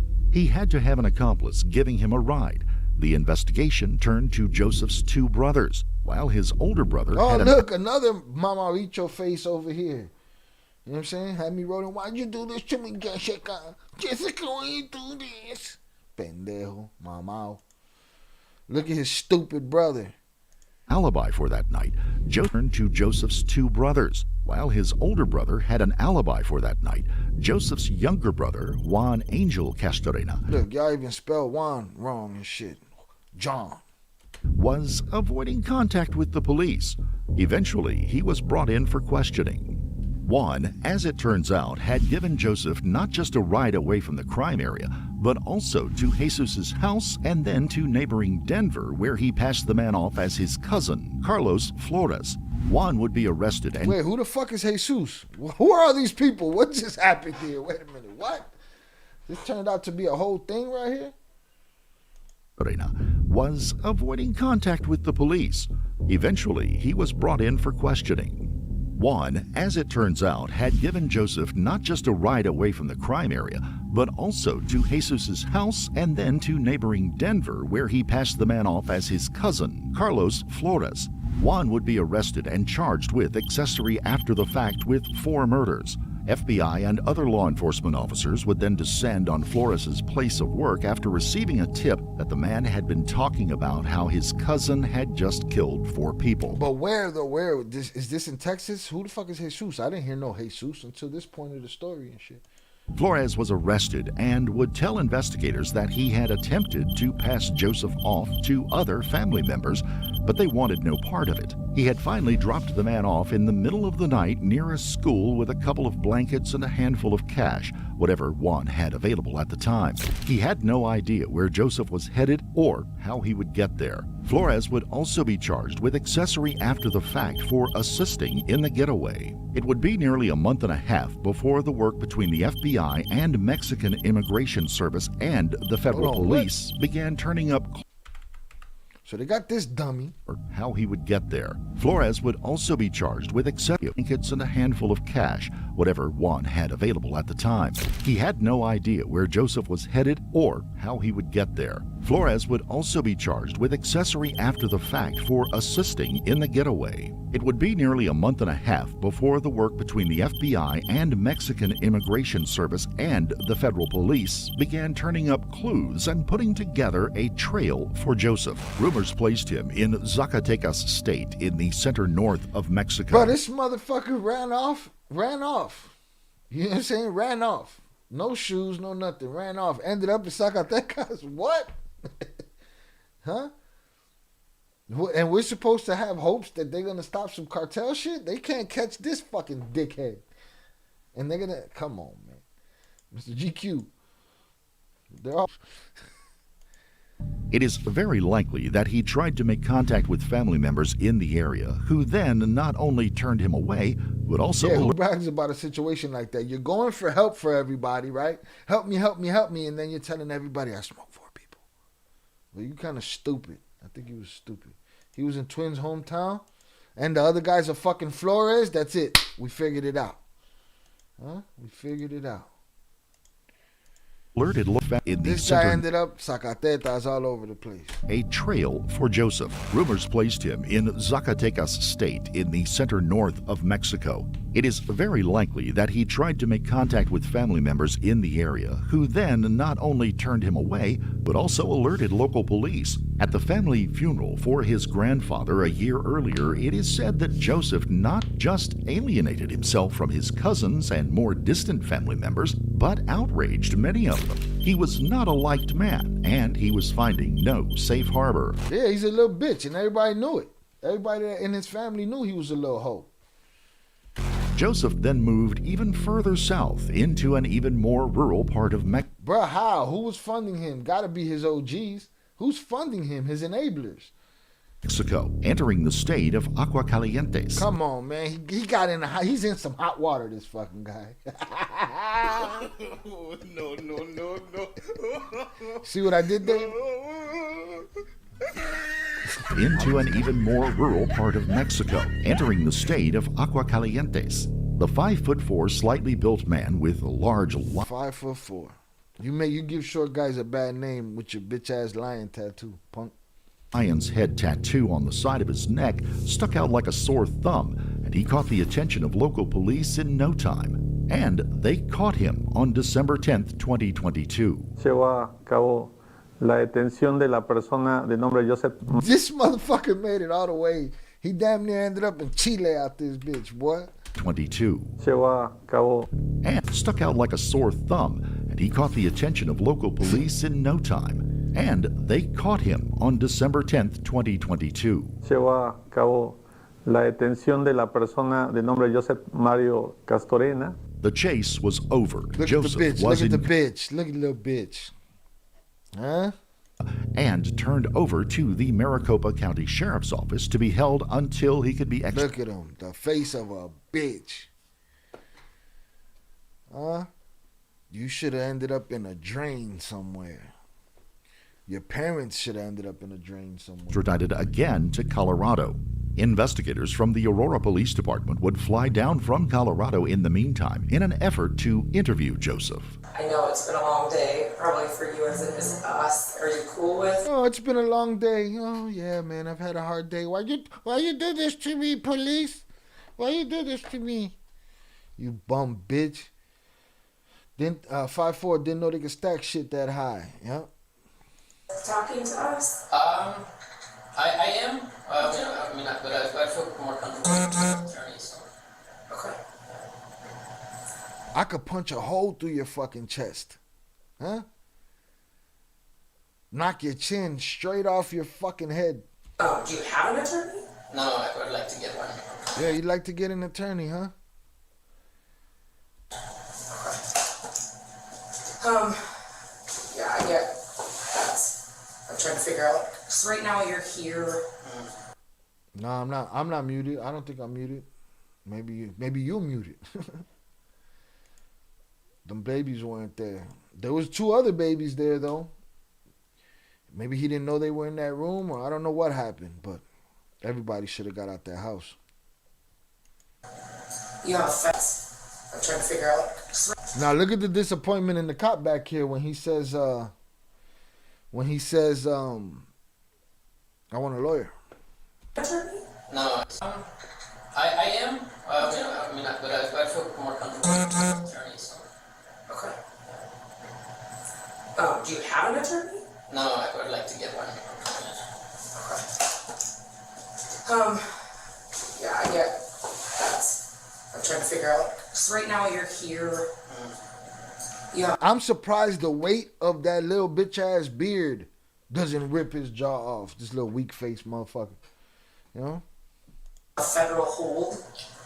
The hold would be here to. Little waterhead motherfucker. Look at him. Go to Colorado or Yeah, back there. Yeah. So I don't know if you would. I don't honestly know really how that works. You have to get. I don't know if it's a federal attorney and then you'd be a state public defender. Okay. So okay. Yeah. I mean, obviously we came from Colorado. I'd really like to hear, your side of the story. We've talked to quite a few of your family members. Yeah, man. So, from what I seen in the news, it's totally different. So. Well, so his side is totally different. We heard your side, bitch. We heard your side in that paper mache nose. Huh? How that thing ain't been broken yet? They can't silence me, Fernando. By no means. He said his side is totally different than what he's seen on the news. What side you got? We heard you on the phone. We heard a young lady say, hey, he's hiding in the house. And then we heard you smoke 4 people. We heard you.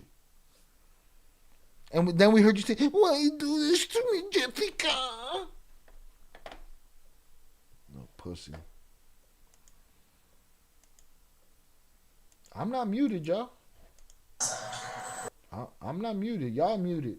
Chucky, I don't know. Maybe that's YouTube because it ain't me. I see levels here for everything, for all the audio. I thought you was talking about what. So both of y'all can't hear me, Fernando and Chucky? I don't know, dog. That's El Tubo. Hit the rewind on that shit. It's totally different. So, my side. Right. How things happen. Right. Okay. He's still an obnoxious bitch. He's still a fake punk. He has no remorse in him. He got his own story to tell. He's been figuring it out all this time that he's been on the run with his parents, paying the way. They should go to jail. It was breaking up for a few minutes. I had to close and open. Yeah, everybody else says I'm good. El Tubo, man, you're right. Okay, I guess you're right. They trying to silence me, but they can't. By no means. They can't. Everybody tell them to refresh. Hit the refresher. You're not in the bathroom. I can put you there if you want to go there. I don't know. Put him in the fucking bathroom. Put him in the fucking bathroom. Fortunately, that 911 call was as long as it was after all this. Yeah, no shit, right? Because we got that information out of it. So YouTube had to close and reopen. Yeah, man, they wildin'. Salutes.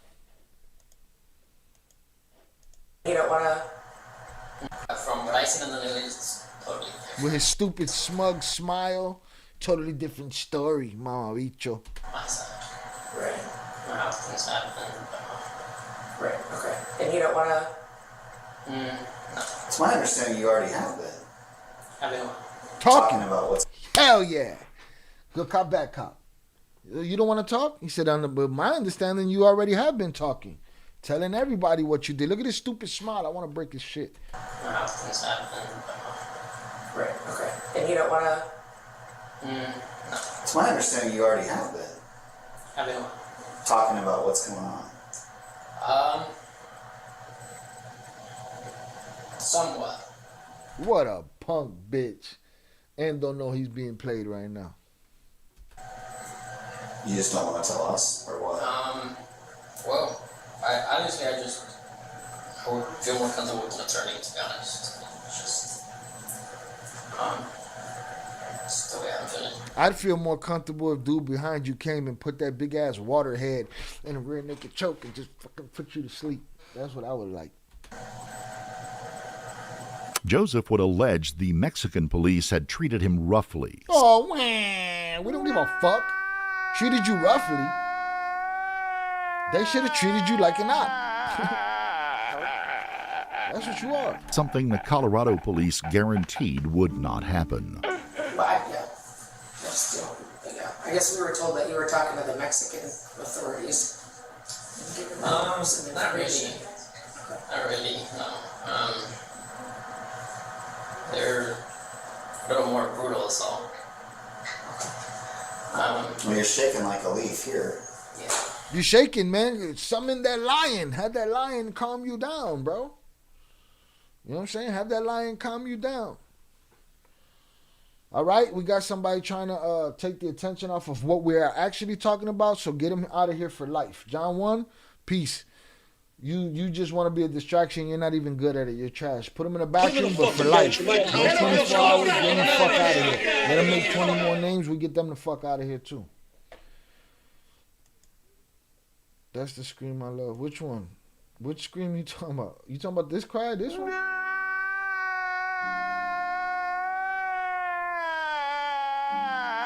Yeah, put him in the bathroom for life. Whoever wants to hit him in the head for life. That means hide. Hide him from the channel completely. He's weak. Punk pussy.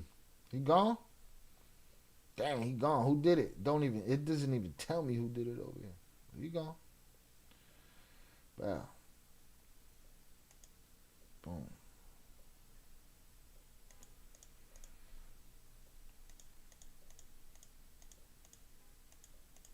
He's shaking.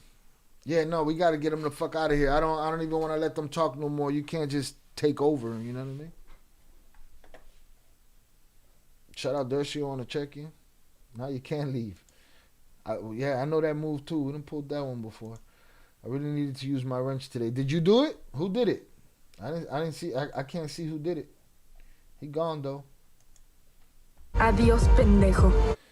Summons your lion, bro. This is what John 1 looked like. He looked like one of these little motherfuckers. Right? I know little dudes that pack a big punch. This one ain't it. My guys don't have to put lions on their shit. He's shaking like a bitch. He's mad that the officer pointed out that he's shaking like a bitch. That's why he's smirking like that. They're a little more brutal, so. Well, you're shaking like a leaf here. Yeah. You know nobody's going to beat the shit out of you in Phoenix, Arizona, so I don't know. What? I said nobody's going to beat you up here. Oh, no, I know. I was shooken up and just was passed out of there. I haven't slept, so. Honestly, just 2 hours sleep. I haven't slept since. We don't give a fuck, pussy. Say Saturday that I woke up in the morning. We don't care, bitch. They're awesome. The Mexican police didn't rough me up a little bit, so. They're not very nice. They didn't do much to you. They didn't break this paper mache beak you got over here. They didn't break that. They didn't knock this little ass. I'd call this your Adam's apple. I wouldn't even call it a chin. They ain't knock your jaw off your head. Your water head is still intact, so they did pretty good with you. It was Zoraida. Salute to Zoraida. Here's the thing. And the twins don't care either. They're going to be called what they're going to be called, right, Vicente? My problem is that these dudes are obsessed. We're not even talking about them. And they're over here obsessed with it and shit. But won't talk about their daddy who was a fucking rat and their mommy who was a prosti. So, like, the fuck? So that I put in the work. Banning an 86 John 1 deserves salutes. Yeah, no, he's born, and he's not a good troll. You got to be better than just repeating the same shit over and over. Eat a dick. It's no understatement. They're not very nice. It's no understatement. All right, well, like I said, I'm a professional actor. I couldn't have sat in there and laughed with him like that cop did. nobody's going to beat you up here, so if you don't want to talk, that's kind of where we're at. It would take nearly 2 years before Joseph would come before a jury and be found guilty of 4 counts of first-degree murder and 1 count of attempted murder. So he pleaded not guilty? I'd like to watch that trial. 4 counts of first degree and 1 count of In September of 2024, he would be sentenced to 4 life sentences for his crimes. 4 lives lost, 4 children's lives shattered irreparably, and 2 families broken by these events. It's easy to argue that the protective order that had been granted was as flimsy as the paper it was printed on. But the law, in cases of domestic violence, often... And there it is. We say, it's as flimsy as the protection order is as flimsy as the paper it's written on, and then we say, but, and we move on. Right? leaves as the paper it was printed on, but the order that had been granted was as flimsy as the paper it was printed on. But the law, in cases of domestic violence, often stupid fucking smile. Leaves the hands of police officers and judges tied in these complicated and leaves the hands of police officers on. But the law, in cases of domestic violence, often leaves the hands of police officers and judges tied in these complicated. Then those laws need to be changed. And contentious cases. Well, Joseph Castor, whatever the fuck your stupid name is, may you leave this plane of existence slowly and painfully. The upper room is not where you're headed, right? May you suffer those 4 life sentences, and may they come with 4 termination sentences as well, right? The worst for you. Fuck you. And anybody like you. All right? Rest in peace to that family. And please, people, share these cautionary tales with your loved ones. Teach them that shit is real and that adults don't just talk for the sake of talking. Back in the day, we all believed adults just talked for the sake of talking and we didn't listen to them. You can show them somebody's melon, pow, blown up. If that's how real you got to get with them. If that's what it tells, oh, but I don't want to traumatize my kids. One way or the other. Teach them that these red flags exist. Teach them that weak men are weak men. And they're dangerous. You know what I'm saying? Dangerous. These are the things they need to know. Please, be productive. You have the tools now. You can literally say, I don't want you going to that party tonight. Why? Because I know how these parties get. Mom, you don't know how these parties get. Yes, they do. They get just like this. Boom, and you hit the fucking play button. And you watch the party get sprayed up. Huh? Chicago nightclub, mansion. Security guard from the club there on a night that he ain't supposed to be there. Gets into a fight with a bunch of dudes on the dance floor. Ups his strap and blows away a 21-year-old girl. Those lessons are no longer just talk. You can show it to them. Show it to them. Maybe that'll keep their ass home play PlayStation. You know what I'm saying? Maybe that'll keep their ass home being creative. Maybe that'll keep their ass home learning how to draw or learning how to make clothing or learning how to start a business or something that you didn't do or something that your parents didn't do. Something other than dealing with weak men who could take out your whole family. Teach them that them red flags are there and show them these videos. You have millions of videos at your disposal on the internet. All right? Kids don't have to go by your word no more. I would have probably stood out of a whole lot of shit growing up if they could have showed me what it looked like. My lunchtime worked out perfectly to catch it. Shout out Zoraida. Shout out Vicente. May they rest in peace. I was meaning for you to drop the wrench on my on dude. My bad.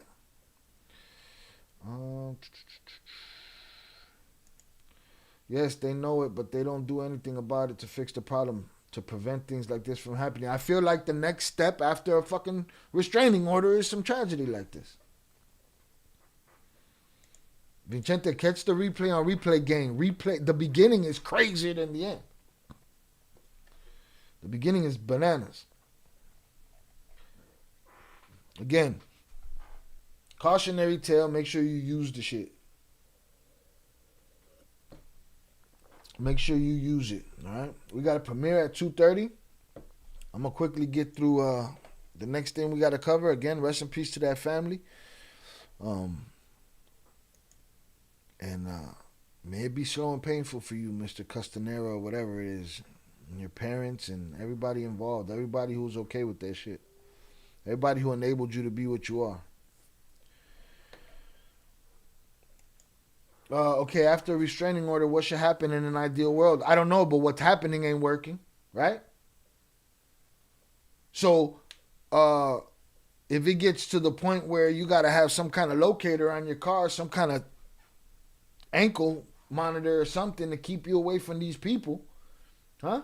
Something has to happen, bro. Something has to happen. Maybe fuck the restraining order. Maybe this guy had not only had a restraining order against him, but had been locked up before. Something in the law has to change. What do you think should happen after a restraining order? Something has to change. Something has to change. Because it's not working. Bro, he snatched her. He smashed the window, pulled her out the whip, held her at hammer point in his car. How he ain't stay in jail for that? How that's not snatching? I don't get it. Hit the like button if you have yet to do so. Let's try to get to 40 before we get out of here. But I don't know what should happen. I'm not a lawmaker, but I know that the law, something's wrong. Just asking how they should change the system, and I'm telling you, something's wrong with it. I don't know what it is. But every single story, like Ivy said, there's a fucking restraining order before it that does nothing. It is a paper trail. Paper trail for what? To your unaliving?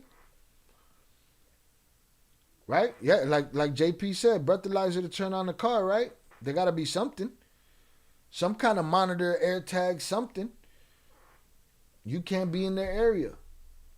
A phone pings, your cell phone crosses the line and it pings the fucking police station to come get your goofy ass. I don't know the answer. I know what's in place now ain't working. Moral of the story, beware of Waterhead. You got to watch Waterhead, man.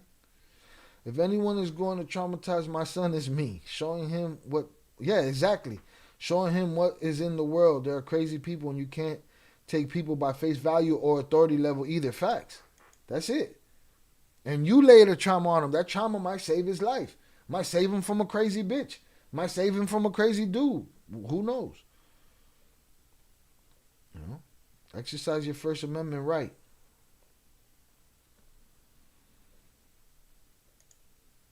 After restraining order, victim should be ordered to get weapon and take classes on proper use of weapon. Victim. But now you're giving orders to the victim, though. And I get it. But they're like, what? Am I going to the police academy too to protect me? No, there's a law. Lock this motherfucker up. Restraining orders only serve to piss these type of guys off. Violence follows every time. It seems that way. Ankle monitor, house arrest, something. That's what I'm saying. Some kind of ankle monitor, some kind of...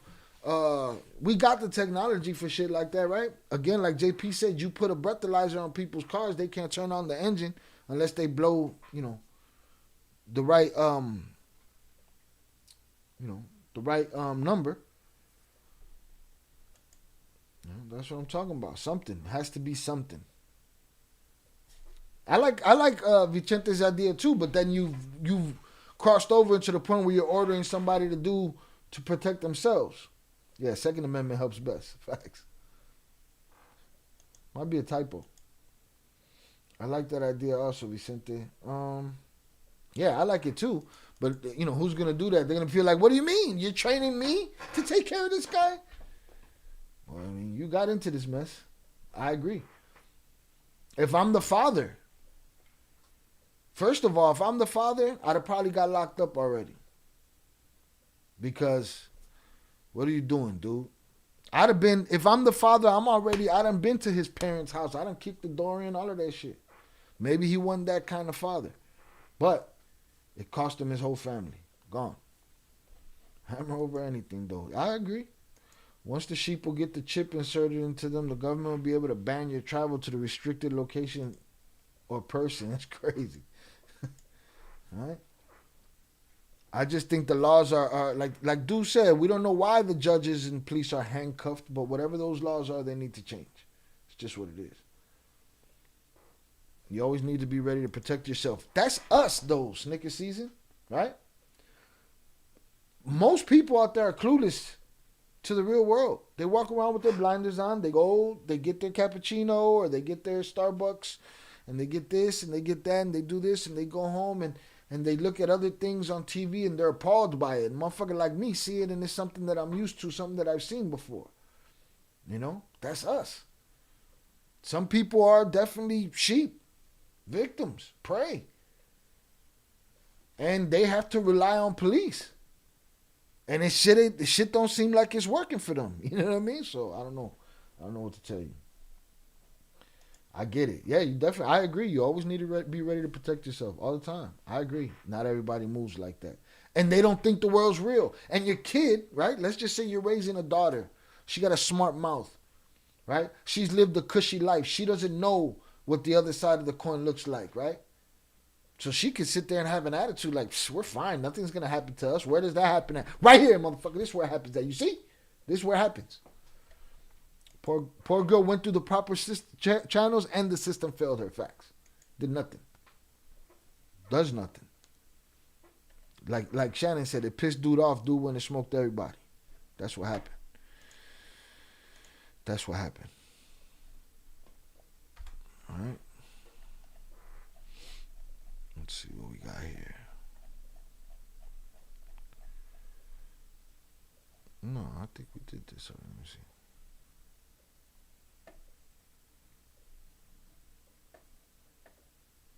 No, I want to read this quickly before we get out of here. Cause we got a 2:30 premiere happening. Hit the like button if you have yet to do so.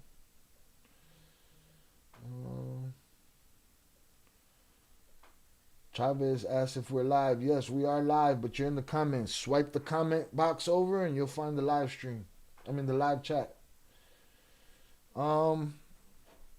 Let's get to this. This is another story on. I just wanted to add this today so that I can add this to the video when I edit it for the Ryan James wedding story. Men talk to women the way they're taught. My sons talk to my wife exactly how I do. Little man thinks I'm there to take his mom. he gonna come at you, bro. Let's get it. Give me the easiest one first. A young U.S. Canadian hitman received military training in Mexico to do weddings dirty work. Okay? This is his hitman. They sent him to go get trained by the real unalivers, huh? Here we go. A small-time Toronto criminal was recruited by Cartel figures flown to Mexico for military training and then sent to target a hit list of enemies of a cross-border rug ring led by a fugitive ex-Olympic snowboarder, a new set of FBI documents claim. According to authorities, it all came to light by chance when a local Ontario police force conducted a traffic stop and seized a single white iPhone. The documents being presented in a Toronto court offer the clearest picture yet of the U.S. investigation into an unaliving rug trafficking organization allegedly run by former Canadian Olympian Ryan James Wedding and his second-in-command Andrew Clark, who is now in U.S. custody following his recent arrest in Mexico and extradition. U.S. Canadian rug trafficker Randy R.J. Fader was unalived by Malik Cunningham first on a long hit supplied by Clark. So this is dude that got smoked by the hitman, all right? I see. On April 1st, 2024, Niagara police had found 29-year-old Randy Fader unalive from a single shot. According to an eyewitness, Fader, a dual U.S. and Canadian citizen, had been approached by a hammerman dressed in black and then popped in a dome. The unaliver fled in a white Audi SUV before it was abandoned. then got into a green Ford Explorer with Alberta plates and drove off, according to camera footage sourced by police during the investigation. By April 14, 2024, the FBI and RCMP had already been working for months to take down Wedding's alleged crime network using the FBI's confidential informant who had long worked with Wedding, which was Aceveda Garcia, I believe, who long worked with Wedding. This was when, in an apparent coincidence, a pair of York Regional Police officers stopped a green Ford Explorer just north of the border with Toronto near Jane Street and Highway 407. Malik Cunningham had been out of jail for a month before conversations about training and hit targets began. The SUV, which had been spotted near the funeral of different homicide victims, was flagged because of a fraudulent registered Alberta license plate. So the SUV was not only smoking these dudes, but showing up to the funeral too? Ustedes están bien pendejo. Bien pendejo.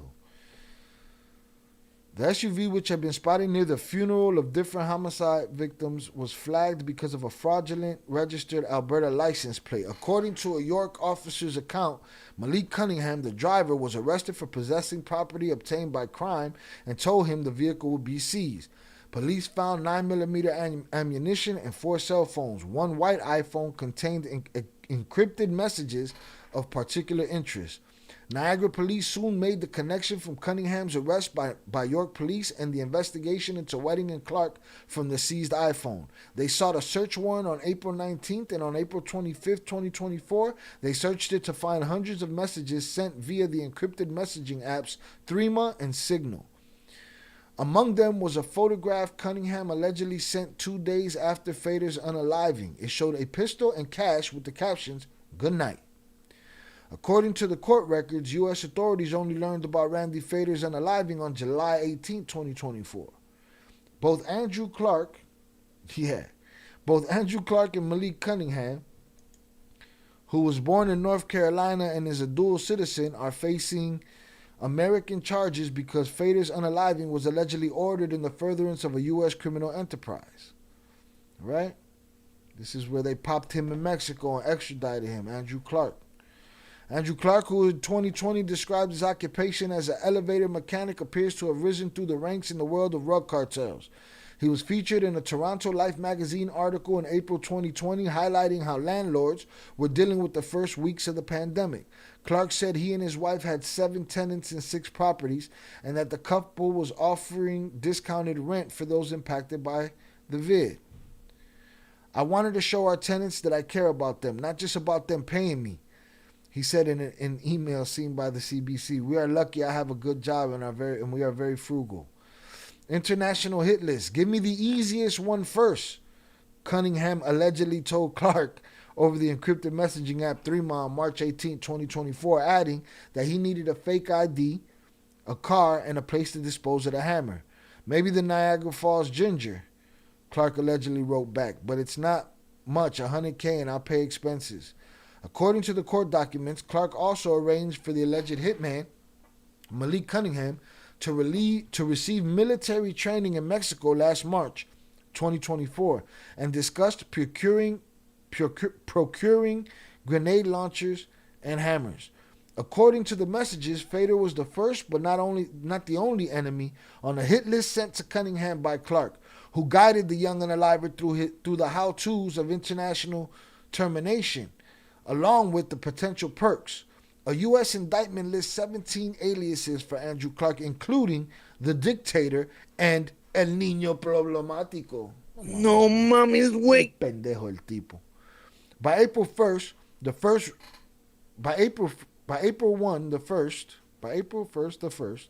unaliving, Randy Fader was unalived by April 14th.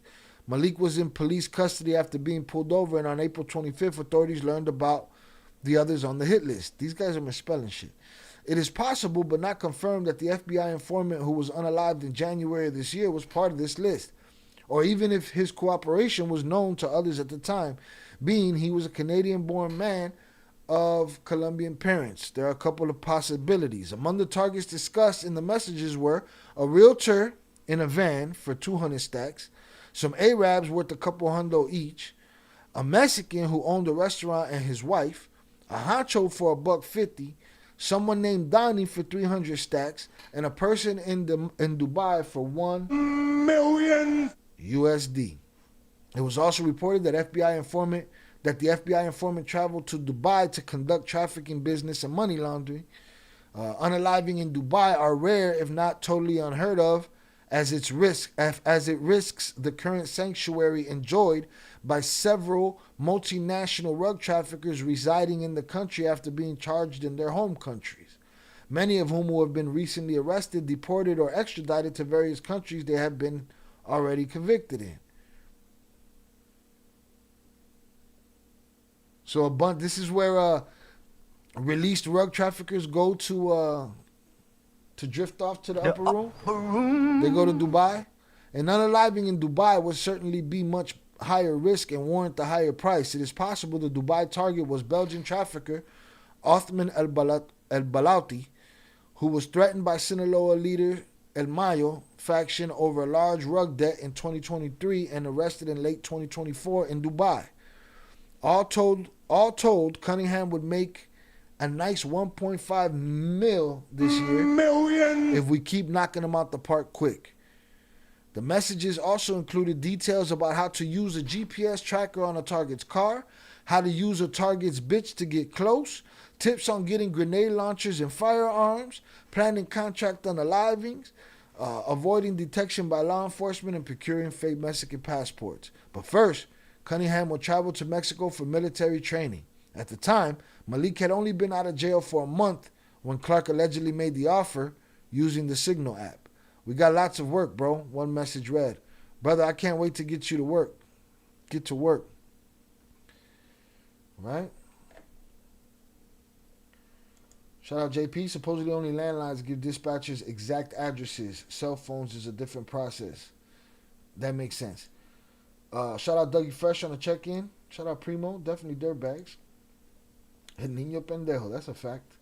I know there's rug trafficking in the Eastern world, but damn.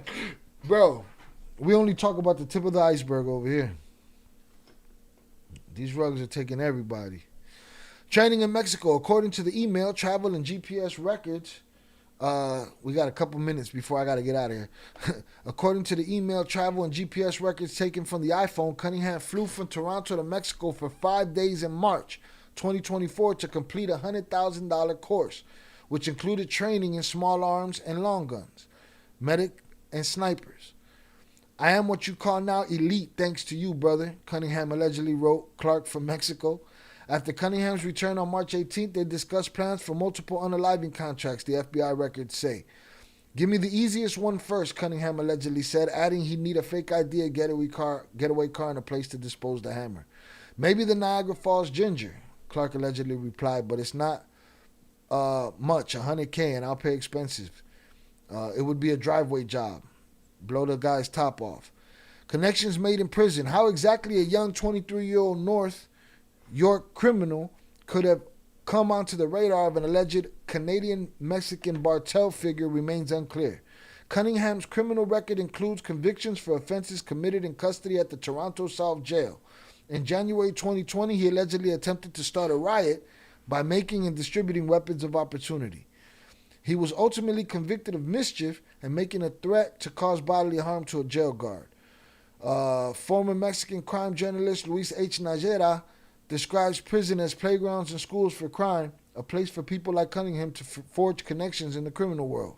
It's common for brokers of the rug trade to recruit local lesser-known criminals to do their dirty work, explained Anna Sergi, a lecturer in criminology at Essex University in England, who has profiled Ontario's organized crime landscape.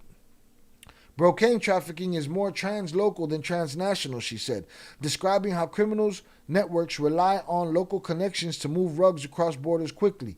"Those willing to carry out the work, whether it be rug shipments or targeted unalivings, are likely either desperate for recognition or desperate to make money." That's it. "If you work for a big Brocane cartel, then you get recognition, which means you can grow up in your underworld," she added. From the Bartel perspective, she continued digging deep into the local level and extremely profitable. It's extremely profitable because it lets you start to conquer lucrative new regions. Young recruits are disposable and can be cheaper to hire, paper plates, than bringing someone in from Mexico, Najera said. Their connections to high-level crimes are also loose, he added, meaning it could be hard for authorities to trace who originally ordered an assassination. The men have been charged under U.S. law because Fader's unaliving was allegedly ordered in the furtherance of a U.S. criminal enterprise. A total of 10 Canadians were named in the sweeping U.S. indictment. So they send a dork to get trained in Mexico how to be an unaliver, right? So I'll be adding that to the edited version of the Ryan Wedding story, all right? That story's getting... we're getting more info on that. Salutes. It's 2:26. We got 4 minutes to catch the premiere that we're going to drop. I will meet y'all in the chat. I know there's road trafficking. We got that. Trabajo. Salutes. Dercio, I appreciate you for listening while you're at work, sir. Salutes to you. You're on borrowed time. I can hear the Undertaker bongs getting ready. Boy, they coming. All right. Let's get it through the chat real quick.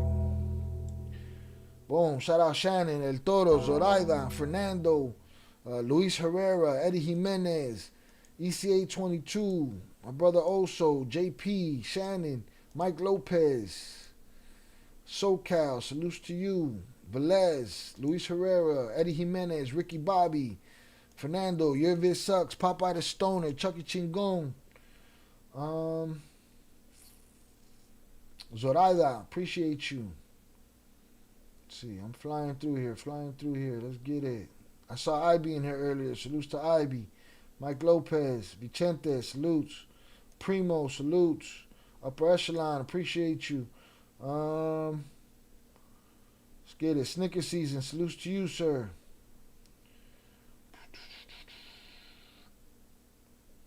Let's get it. 298, appreciate you.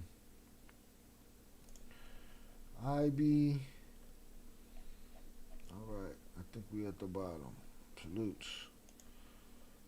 Alright, hope everyone has an amazing day. I'm going to drop the link for this video that's about to drop at 2:30, so y'all can check that out. It's about Mayo, what his days are like in prison, and how he is not, I repeat, how he is not, according to his lawyer, speaking to the government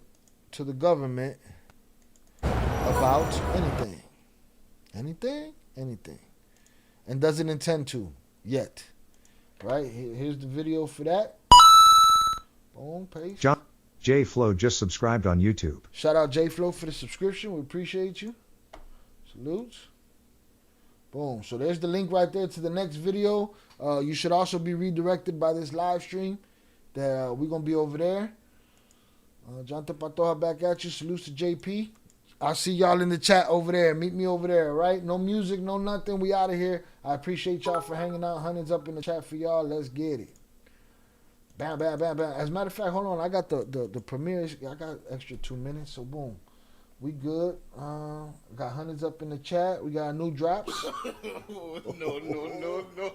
All right, we got our Undertaker. And we got our... I think that's for when JP walks up in this motherfucker with his power chat. I think that's how that should work right there. All right, with that said, y'all have a great day. Meet me in the live chat at the next video. Salutes. Have a great day, everyone. See y'all soon. Peace.